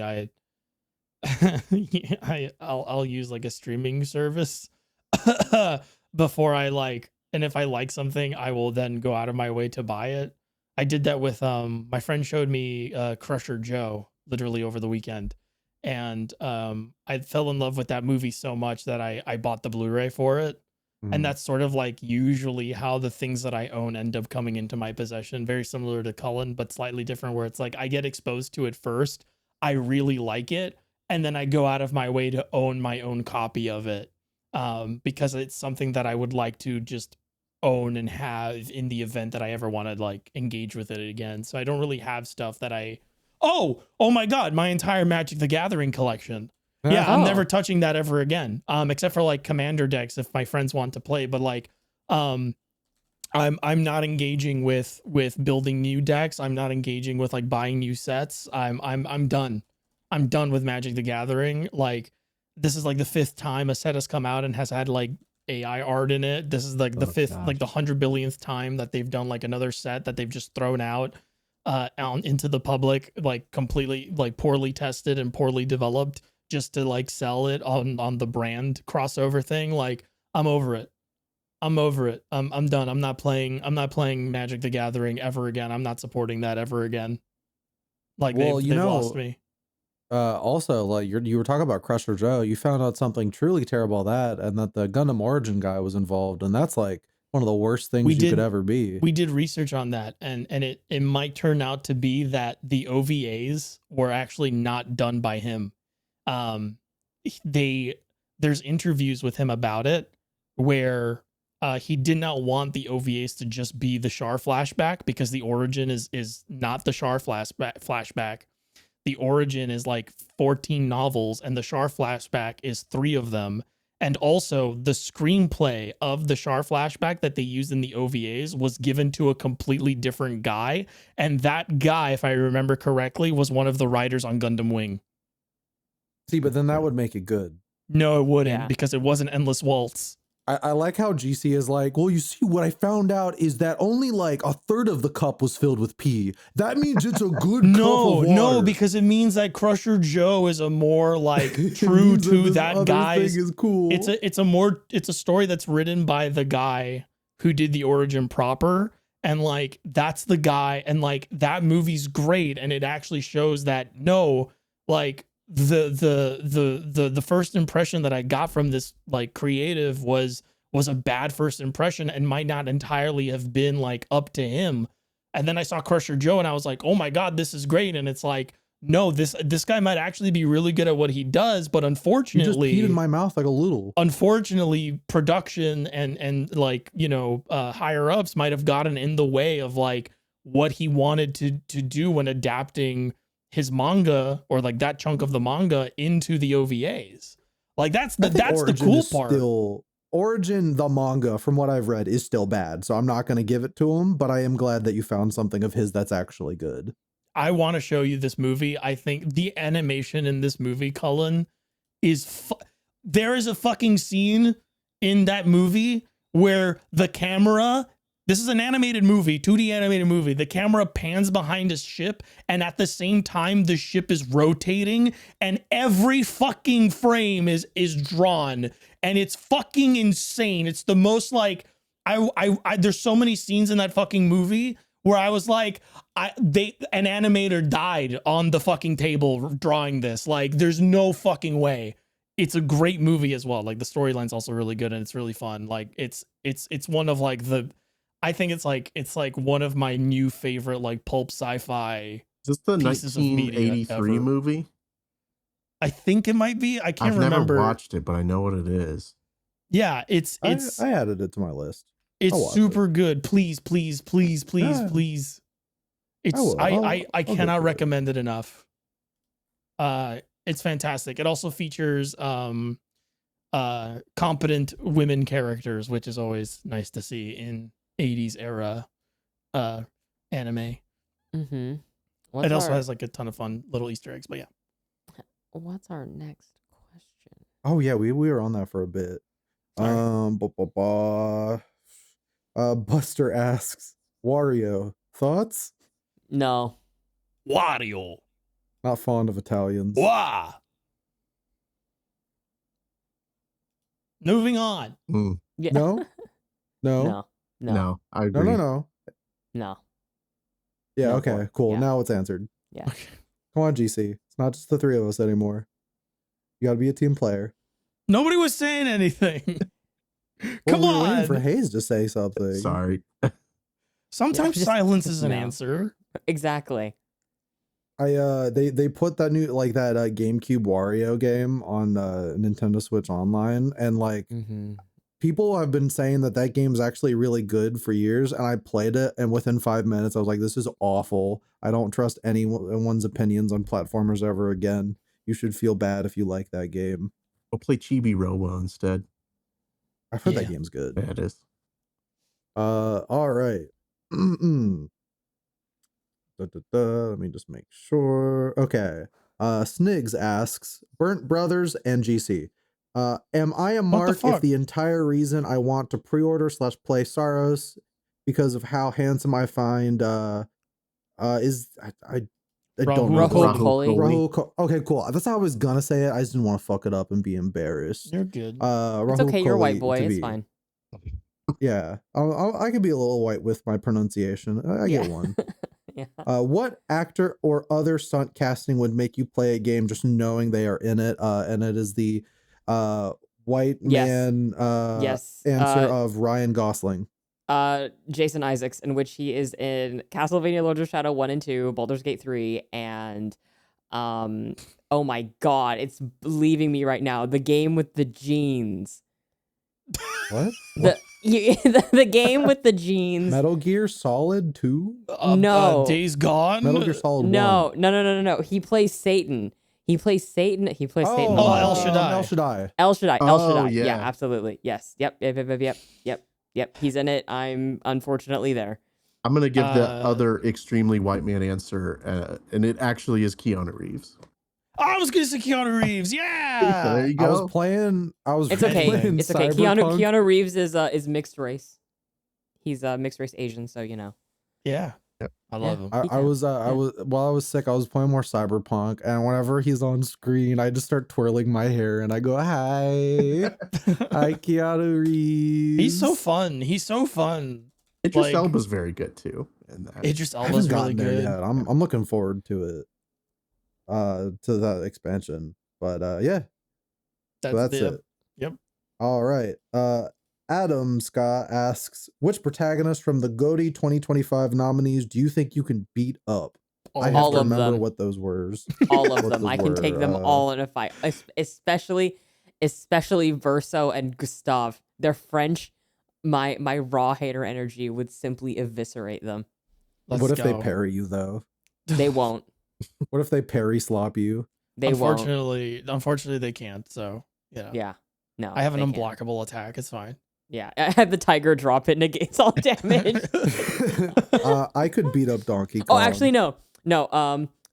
Honestly, all of them except for no, sorry, that's not a nominee. I was gonna say the dude from Gang of Dragon because he literally does the tiger drop in the trailer. GC. That man is so thick. God damn. Did you see him do the tiger drop? I did. He literally does the fucking tiger drop in the trailer. We'll talk about Gang of Dragon in a future episode, but I'm so excited for the most petty game ever made. I love the Nagoshi picture where he's just leaning forward and smiling. Anyway, that probably got the biggest rise out of our group. Like when we were watching the Game Awards, I was like at my peak like sickness. I had a fever. I was dying, and even I fucking screamed when he walked past the Kabukicho sign. I was like, "This is such a petty fuck you video game." And it's gonna sell like I'm gonna say it's gonna sell a couple million copies. I think it's gonna sell a gazillion fucking copies. Yeah. Hayes, Anyway, what protagonist could you beat up? I'm gonna go with Henry from Kingdom Come. Yeah, he actually sucks at fighting. He's pretty fucking awful. He's not good, and he's also very slow. And so Yeah. you just use speed. Well, he's in a suit of armor most of the time, so you can just like knock him over, and then that's it. You're done. Yeah. I can handle Donkey Kong. Yeah, you're like- right. I feel like Donkey Kong is the only one I could lose to, but that's because that man punches like the ground and a crater happens. Is Donkey Kong a man? Hayes, I got a question. Yes. Sorry, did you Okay, just ask if Donkey so- Kong was a man? So I want you to walk through a hypothetical with me. Imagine No, you no, have, no, like, no, a little no. monkey in a room, and you've got a revolver. Would you Fuck. shoot that monkey for $10 million? No one will ever find out. Hayes, No one will ever Hayes? find out if you shoot the monkey. You just have to live with it. Hayes, and you you have get to be on the $10 right million. side here. You have to do it. You can't. Am I supposed to answer this? Yes. Yes, this is a real you question. Have to give an answer. This means you're actually part of the podcast. Yes, this is your initiation. This is a GC was question talking I've about been Donkey asked. Kong, and I remember we might as well give you. I was- You know, call of initiation. objectively, I want to say like yes, I could do it, but deep down, I know that like you put a cute animal in front of me, I can't shoot it. I didn't say it was cute. And he's not asking. He's not asking. Can you? No, I don't think I would. No. Yes. I would blow yes. that fucker's Hayes. brains out. Oh my. I would I'm sorry. Like that shit eating monkey who's probably already like rubbing its butt and throwing poop at the wall. I'm sorry, it's $10 million. Cullen would Cullen's fucking hate- shoot the monkey yeah. before the sentence is over. You I know? would do it for $1 million. Cullen- I'm sorry. Like a lot of people get all high and mighty about it, be like, I wouldn't. No, be realistic. It's $1 million. Yeah, I get the money, but like, I have an affinity for animals that I don't think I could do it. Hayes, you and I are in the same corner. Cullen remains the ape hater #1. It's just they're basically little humans.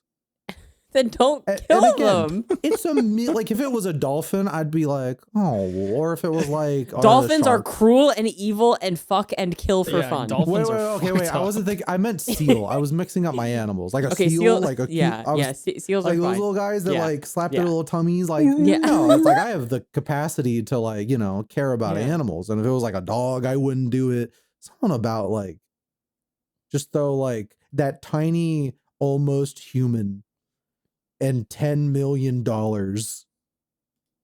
Because here's the thing, Hayes. If someone gave that monkey a revolver and said, you get a banana if you kill Hayes, They'd probably shoot me. Yeah, for sure. you would die. I like that you're justifying that you shoot the monkey by claiming the monkey monkey would would do kill the me. same. A monkey would kill you. Like, absolutely. And the monkey would like throw the revolver at you and then like get your eyes with its fingers and just like violently murder you. That is and then true. they were They are very oh no, we were vicious going to when give they you attack. like a banana if you did this. And it'd be like, "Burp." A few years They from wouldn't now, care. this could be a Mr. Beast video.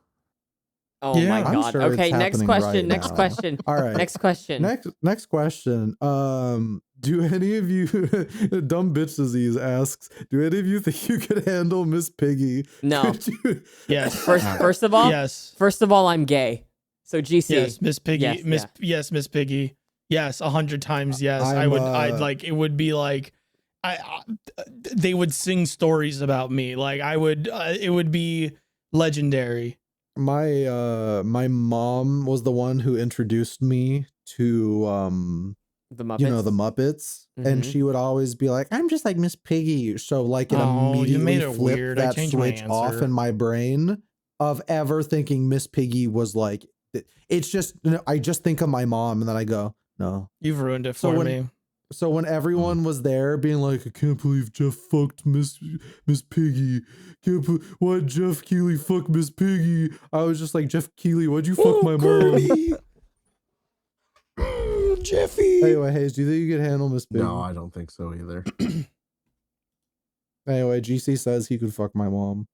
That's crazy. That's a bit weird. Yeah. Okay, Anyway. moving on. Matthew asks, are you pro or anti Muppets? Extreme responses Anti. only. Anti-Muppets. Did I not just Muppets answer can the burn in previous hell. question? I'm pro. Well, you did pro back down Muppets. from it, so I'm pro Muppets. Yeah. Rainbow watched Connection Muppets. makes me cry every time I watched a lot of listen to it. Muppets from space when I was a kid. I hate Gonzo. Why do you hate Gonzo? He's just I see his face and I get like red with He's anger. great. I don't know. I think it's He because talks like this and he always asks weird questions. I think it's because when I was a child and TV was very limited, when the Muppets would come on, it would always be before something I wanted to watch, so I would literally just like get this fucking over with right now. Out of the way, hate you. this- Literally. So I don't know. I think Kermit's charming and I like the original Muppets, if you know what I mean, those weird black and white coffee commercials. Mhm. Oh, before they were like a thing. Yes. But other than that, no. They can leave. They can Anyone leave. ever and they watch can never come back. Fraggle Rock? No. Yes, I watched Fraggle Here Rock. on Raggle Yeah. Fraggle Raggle Rock. Yes. Hey, yes. Kazuma, I got a question. Yeah. If you're in a room alone with Fozzie Bear and you have a revolver, would you shoot Fozzie Bear I for mean, $10 million? That's way easier. That is way. Yes. Oh, Yeah, okay. Yeah. Yeah. Okay, even though it's sentient. All right. Oh, please don't shoot me. Waka waka. Yeah. No, I So see it. GC It's would on kill site. something that could actually speak. And Yeah, I would processes feel English. less bad. That's fucked up. Fozzie made the choice to go into that room. The monkey He did probably not. didn't. You're Also, he's a terrible. puppet. Yeah, there's less He's mess real. too. Yeah. No, it's still blood. Okay. Well, you go do your what's that fucking horror game that's like Muppets? You go do that in that game with Muppet Saw. the realistic Oh. blood or whatever. Yeah, I heard that game's pretty good. The music Yeah, is it is great. actually. Yeah. Did that come out? Yeah. Yeah. Oh. It came out, it was a hit, people loved it, and then it, came and went. And then moved on. Yeah. Fair enough. All right. Nix asks, what is your winter skincare routine? So I I live get- in California, which means it's the same as it is all the time, all year round, which is I wash my face with a special turmeric face wash because I have a skin condition because of my autoimmune disease. And then I either put turmeric. CeraVe or Neutrogena Hydro Boost on my face. Oh, I and have then I that. go to I sleep. use it's CeraVe great. too. Yeah. Yeah, fucking Neutrogena Hydro Boost is great. Yeah. I actually do have to hydrate more in the winter because I live in Colorado and it's just very dry, Oh, yeah. especially in the winter. Mm. Oh, There's the only Hayes, time I have to use chapstick too. I have a little hint for you, Hayes, as someone who is in the freelance mines. When your eyes get really tired, just get some under eye patches and put them on, and it'll stop your eyes from swelling in the morning. That's a good tip. Yeah. It also gets very dry in winter over in Virginia as well. So like that's the biggest part about being sick is how dry it is. I've gotten like 2 different nosebleeds in the last like week or so, just because my nose is just cracking because it's just so fucking dry right now. I need to get a humidifier. It's that bad. No. Yeah. You should put Aquaphor on your nose. No, it's like inside the nose. Ugh. It's like No, nosebleeds, that's why it's nosebleeds. bleeding because the then you need a inside is just so humidifier. dry. Oh yeah, then he needs Yeah, I If do. it's I used to get external, just like put Aquaphor. chronic bloody noses when I was a kid, like 2 a week. I actually bought some cream for my hands for my eczema because I have eczema. But otherwise, I don't do shit. I wake up flawless like this every day, year round. You don't put anything on your big bald head? No. I don't put anything on my head. I don't put anything on my face. Maybe once every 4 months I'll do like a face scrub, but otherwise, like, yeah, no. I'm gonna slap it at MagFest, and with the cold and the dryness, it's gonna crack like an egg. I don't. I used to have. Well, no, not really. I've just never had like. I've never had like acne. I've never had like bad like skin. I get like one blemish every other month, maybe. You have beautiful skin. You have beautiful eyebrows. You have a beautiful beard. Okay, I went to the doctor today for a checkup, by the way, and they told me if I want to grow a good beard, I should actually rub Rogaine on my face. Yeah, because it'll like activate that. the pores, Yeah, and the follicles and stuff. But yeah, no. I think it's just because like I did a lot of exercise as a kid, so like my pores have always been like very, very clean in that regard. Because it's like I would just like sweat a lot of shit out, and then I would just shower, and then my skin would be like nice and clear all the time. Exercise is good for that, by the way. If you know that's why like steroid creams work. I don't recommend you use steroid creams, but like that's why steroid creams work, because like it activates like the stuff that would activate when you exercise, and that's why it improves your skin, because like when you exercise it activates those things. So like if you don't want to use steroid creams, like just use oatmeal creams for like your skin, and then exercise, and you will like your skin will improve for sure. Cool. I guess next question, another one from Dumb Bitch Disease. We're probably not going to be able to answer all this because of how large the scope is. But for every award ETH33 wanted the TGAs, would each of you provide which game you would have given the award to? And the unfortunate reality is that it won too many awards, and we would be here all day. Yeah. I think this was asked before. Oh no, it was just today. No, this was today. Sorry, what was it? It's just for every award Expedition 33 won at the Game Awards, what would you have given that award to instead? And I think the problem with it is that it won too many awards, and to prevent us being here for an hour being like, this category, I would have done this. That category, I would have done that. We can pick one. One each. Okay. I think Far Cry 3 2012 should have won Game of the Year. Yeah, let's go. Yeah. I mean, okay, the thing is, like, that game doesn't need to be legitimized, by the way, because it did win a fucking BAFTA.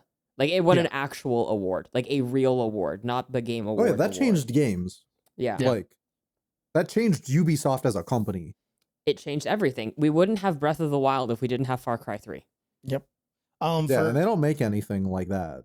No. At least not this year. They didn't. I will say for Expedition 33, I don't actually think that it didn't deserve any of the awards it won necessarily. I just think, as far as like, sorry, I know like I'm gonna say something, but like I feel like in future perhaps we should not nominate one game for 16 different things. Yeah. Just to make it an interesting award It's show, also- a more interesting award show. I think that should have been like a change that.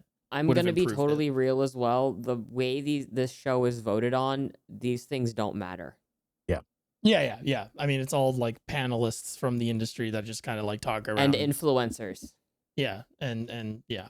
But I will say, I don't think I know like the conversation around indie games is a little bit confusing at the moment, but I would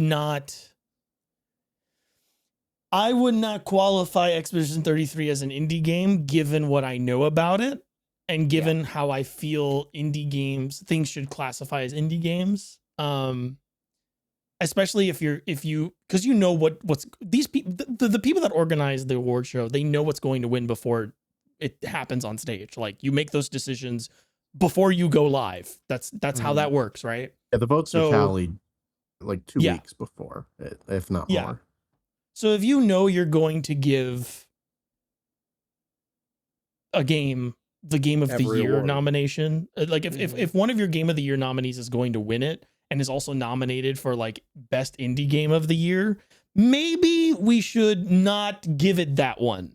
You know, maybe we should celebrate something else. And that's my opinion, and that has nothing to do with the quality of the games in question. It has everything to do with like just like how you organize an award show to give it more credibility, to give it more formality, to give it more substance and make things more exciting for the audience, which is generally what you want because you are selling ad space at the show, and that's, you know, pretty obviously how the show makes money and how the show supports the fact that it is an award show.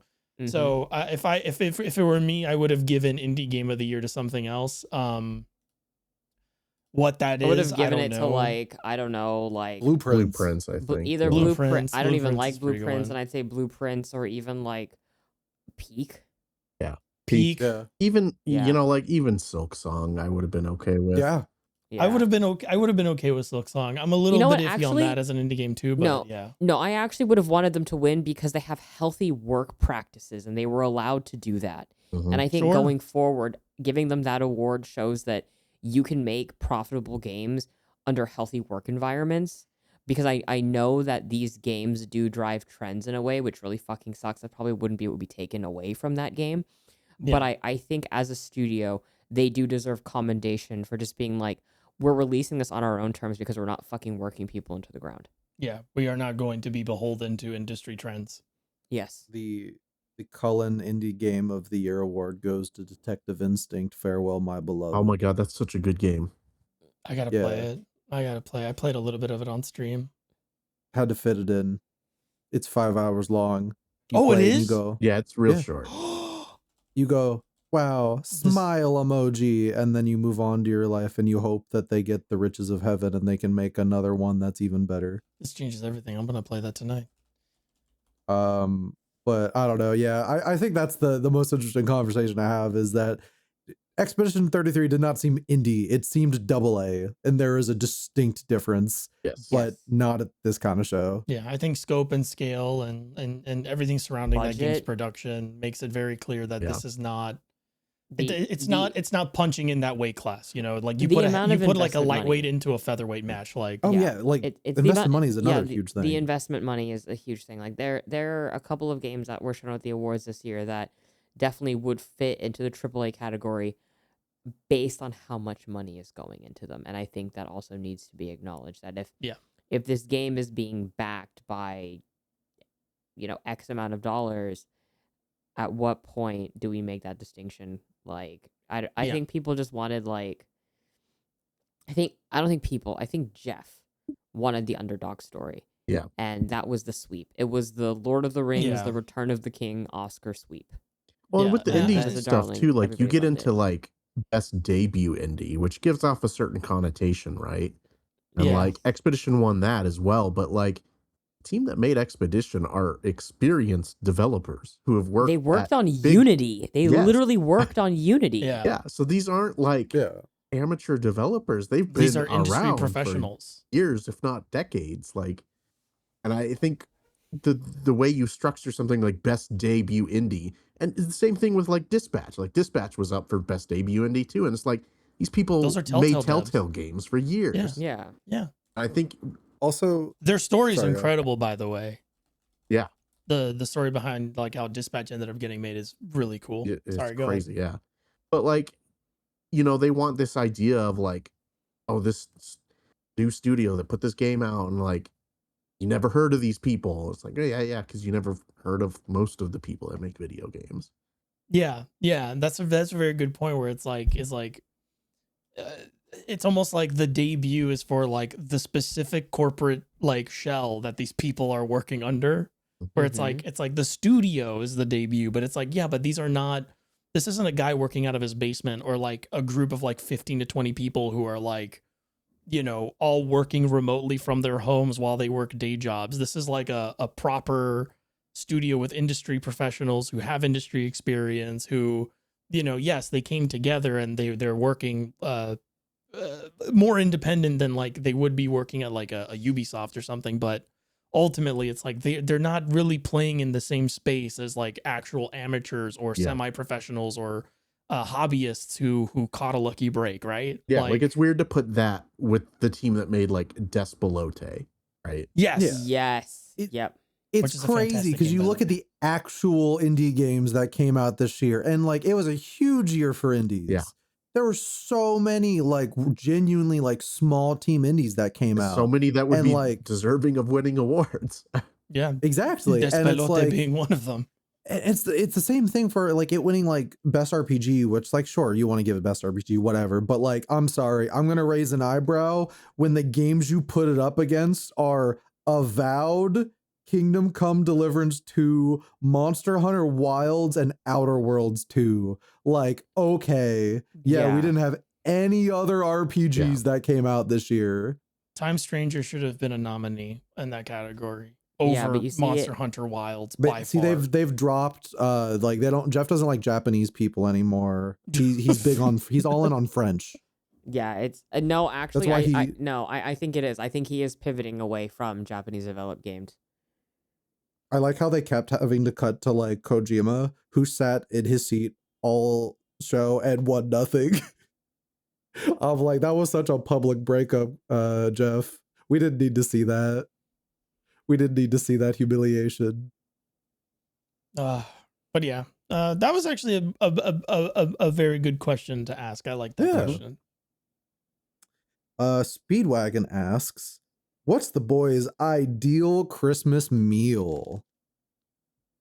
Honey What did I- glazed ham. Fried chicken. Fried chicken is like the stupidest answer Oh. ever, but like a good fried chicken.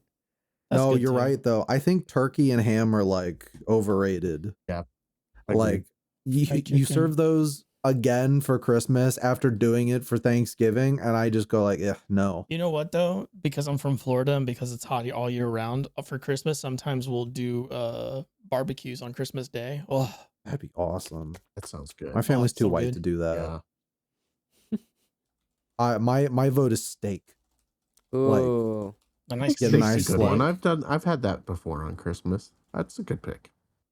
I when I was younger and I was like really expanding my taste buds more, and I started getting really into steak.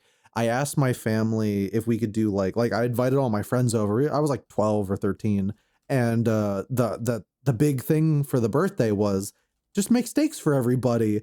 And because I loved it, and my stepdad went out and bought so many steaks, which that's expensive. And he was heartbroken because I was the only one who ate my steak and none of the other kids who came, because like kids don't eat fucking steak. I was this fucking freak kid, one of them like old souls who's just like, I'd love a nice steak and some brandy. maybe some bread. with a little bit of olive oil and pepper in it. Oh, olive oil bread. Oh God. I'm gonna get some Oh, man. right after this, Mm. and I'm gonna stick 2 hot dogs in my face because I'm starving. You should go to Ooh. 7-Eleven. Hot dog. I live across the street from a 7-Eleven.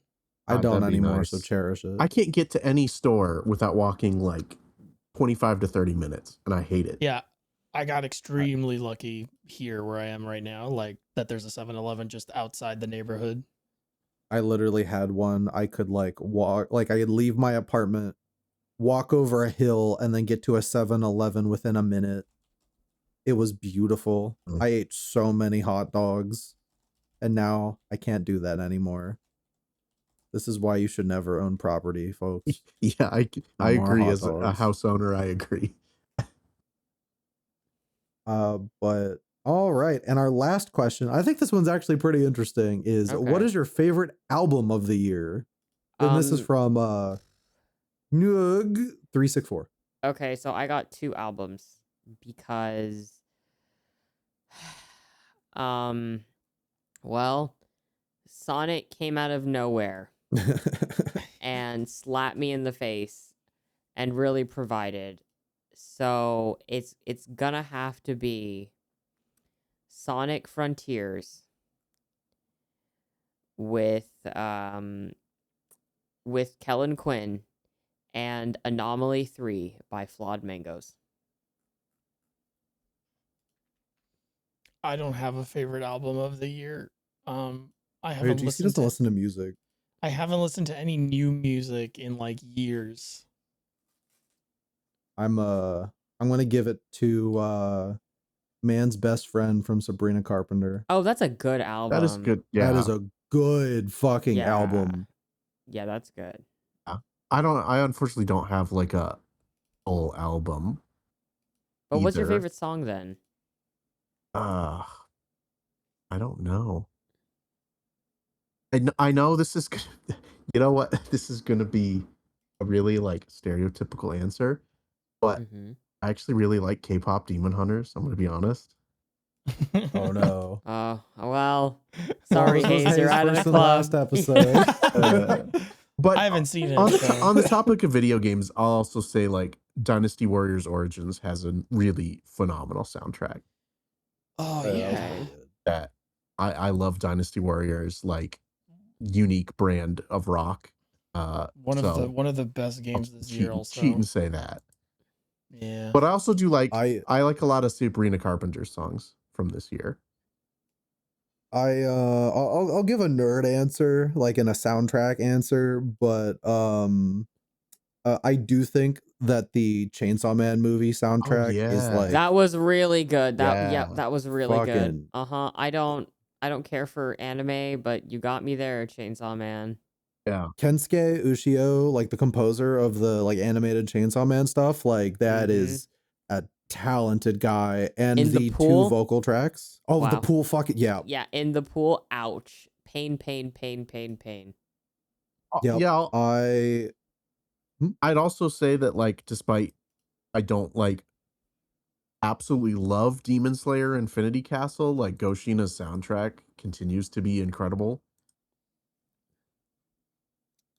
I'm trying to think like other like scores I really liked this year, or like non-score stuff. Like Oh, you know what? I'm Dog shit movie, but Nine Inch Nails' Tron Ares soundtrack is really good. Oh yeah. I have mean, heard okay. that it's a really good soundtrack. I think the title theme, the vocal track, Yeah. is not that good for a Nine Inch Nails song. But everything Yeah. else Everything else is yeah. good. But that movie, I haven't even seen that Oh. movie, but I'm like, wow, I can't believe they released a Nine Inch Nails album. I got an album of the year. Yeah. It is Weezer's Blue Album, which is my album of the year every year. There you Oh, I go. love that. Good pick. Yay, Good pick. consistency. Let's see. I'm trying to like list off some other things to like show that I don't just listen to video game music. But I'll often like listen to specific songs, not just like full albums. But Yeah. Tommy Richmond had a really good EP called Worlds Apart. Let's see. Chase Atlantic did a really good deluxe edition for their album Lost in Heaven, High as Hell. Let me just go through. Don't Tap the Glass from Tyler the Creator was pretty good. Mm-hmm. Oh yeah, that was like the one that was like different from his usual stuff, right? Am I thinking of a different one? I'd say like everything he does is different from his usual stuff. He's just one of those like kind Oh of no, guys. no. Which one's the one that he did like it was more of like a dance album?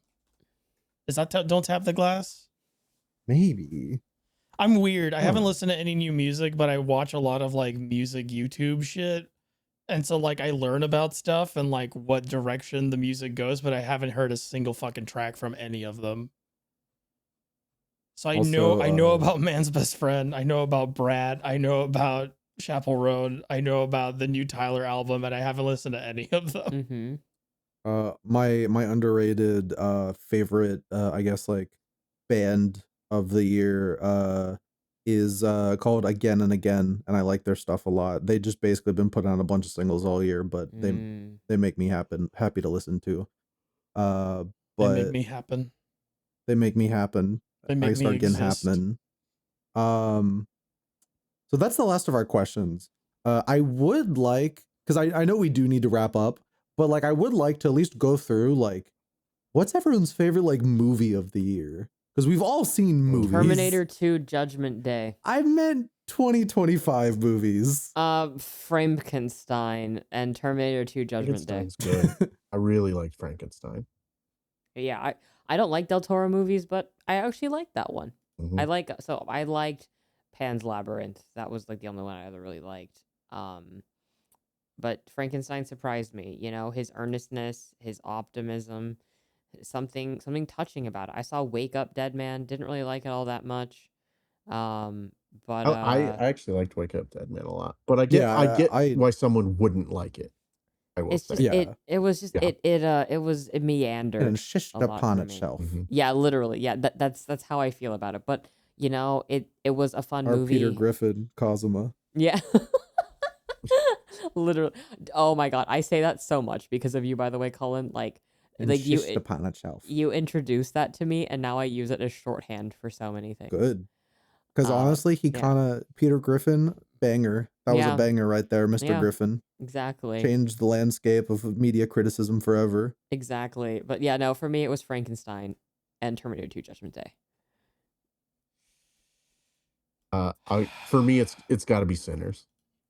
100%. Yeah, Sinners is pretty high up there for me. At least you didn't say K-pop Demon Hunters, so No. you're still here. I do like it, but I would not say it's one of my favorite movies of the year. But One Battle After Another is also very good. I need to watch that. I'm actually very interested in that. Yeah, it's interesting. GC and I watched Boogie Nights for the first time. I think that was both of our first Paul Thomas Anderson movies with our friend VZ, and we were like, Jesus Christ. I immediately went to just go buy his other movies. My fucking wife has an ass in her cock in the driveway, Kurt. Oh my god. GC, what was yours? I did not see any movies that came out this year, and therefore I do not have a movie of the year. I feel like that's wrong. Prove me. Prove me wrong. I don't care enough to do that. I did not go to the theaters this year. You're missing out. Going to the movie theaters is honestly, I went to see so many movies in theaters this year. Claustrophobic and somewhat agoraphobic, and so movie theaters give me I get scared in a movie theater due to current events. Yeah, I stopped caring about games as much this year and went big on watching shows and going to the theaters. And now I am like the biggest like movie guy I know, and I get viscerally angry if I hear someone like talking in a movie theater near me or like roughhousing or going on their phone. I get furious. To your point, the last time I went to a movie theater, I was watching John Wick 4, and there was a guy that kept standing up and sitting down and standing up and sitting down somewhere else and standing up and hanging out by the emergency exit and then coming back to the chairs and sitting back down, and I couldn't concentrate on the fucking movie because I thought this guy was gonna open up, and I was like I was ready to fucking like kill him if I had to. Like, it was a horrible fucking theater experience. I worked at a movie theater for 5 years. Oof. Do you know they got so much worse? Yeah, I know. when we went to go see Chainsaw Man, which will lead me to my, because I have three, I think, of the year. One of which was Chainsaw Man, but there was a group of teenagers who sat directly to the left of us, who I think all brought. They were sharing a single can of beverage. I don't know what it was, and they kept passing the beverage between each other. Ugh. And the guy closest to us kept like punching the fuck out of the guy near him to give him the beverage, like every 5 minutes. And I mean literally like punching. Like hard. And I was like, it was impossible to focus on the fucking movie because I kept in the corner of my eye, just keep seeing the roughhousing. And I'm like, why did you, like, movie tickets are so expensive. What the fuck are you doing? All right, why did you spend all this money and then waste it by not paying attention to the movie? That's how some people see going to the theater. They just see it as an excuse to act up in public. Yeah. That's just how it is now. And then I Believe me, went to go I have see some stories. I went to go see Chainsaw Man again because it was in theaters for like a whole month. I was really surprised with that one. That movie did like gangbusters. I think it did like 150 million off of like a budget of 8 million because Mappa Wow. has terrible working conditions. Mm-hmm. But like I went again on the last day it was showing and everything looked good. This theater seemed normal. I was like, oh, I'm gonna get a chill theater experience to properly appreciate Chainsaw Man on my second viewing. And then a whole family came in, including like a 3-year-old girl who sat right next to me. She was like 3 or 5 or something. Mm-hmm. And like they brought this child to go see Chainsaw Man. And like she sat down next to me and she like waved at me, like said hi. And I was like, hi. And I was like, what have you done? This girl's gonna get the shit scared out of her. And as soon as that movie started and like anything somewhat violent happened, which it's Chainsaw Man, of course, she immediately ran into her mom's lap and was just like scared the rest of the movie. And I'm like, why did you bring your whole family to go see Chainsaw Man? They really Why wanted did you do this? They really wanted to see Chainsaw Man, Cullen. Yeah, but I really wanted to see Chainsaw Man and I didn't want to be fucking bothered. Yeah, but consider like they really wanted to see it. When we went to go see Sinners, so basically my top 3 are Sinners, Chainsaw Man, and Wake Up Dead Man. I think Wake Up Dead Man is the third. Like I really liked it, but I do like those movies, Mhm. and I'm not really sure where I would put it on the list. Like it kind of bounces back and forth because I think it's the best made movie of the trilogy, but it's the least interesting murder mystery movie. I agree. But when we went to go see Sinners, the first time I saw it, I was with my mom, and everyone in the theater was on their phone, which was really annoying. But like great movie. I went to go see it a second time when I went to go show my girlfriend it, because I was like, this movie's fucking awesome. You should go see this. And she doesn't like movies. It was a really packed theater. It was like it was like a Regal theater. So, it was crappy. But like people brought their kids to see that. So there was a baby screaming during it. It's another Like, very my- not baby movie. Yeah, for real. And I think like the third time I went to go see it in IMAX, and I was like, wow, that movie really should be seen in IMAX. But that's probably those 3. I like movies. I already bought tickets to go see like next month they're screening that new Lupin the Third movie is coming to theaters in like a couple weeks. And then Endless Waltz is coming to theaters. Oh like yeah, it is. Fucking what day is that? The 15th of next month. They unfortunately bundled it with the fucking Iron Blooded Orphans like mobile game cutscene compilation movie. Ew. Great. Yeah, you have to go sit through that just to watch the new like 4K remaster of Endless Waltz. I'm out. Sorry. Yeah, I that's love Endless rough, Walls, but I dude. can't do IBO. I was like literally really excited. I was gonna bring a bunch of people I knew who had not seen Gundam Wing because I do believe you can just watch Endless Waltz on its own. Yes, I think so as well. And I was gonna be like, guys, you have to go see this amazing Gundam movie. It's probably one of the best Gundam movies ever made. And then I found out that the only way they released it in US theaters was by bundling it on a double feature. Fucking iron-blooded orphans. And I was like, no, okay, none of you can go. I have to go by myself and be miserable for half of it. All But, right. you know, I like seeing movies. I want to see more movies. I should probably see more at some Yes. point. But yeah, that's a podcast. All All right. right. That's a year of podcasts. That is another year in the bag. I think that's our second year, right? Yep.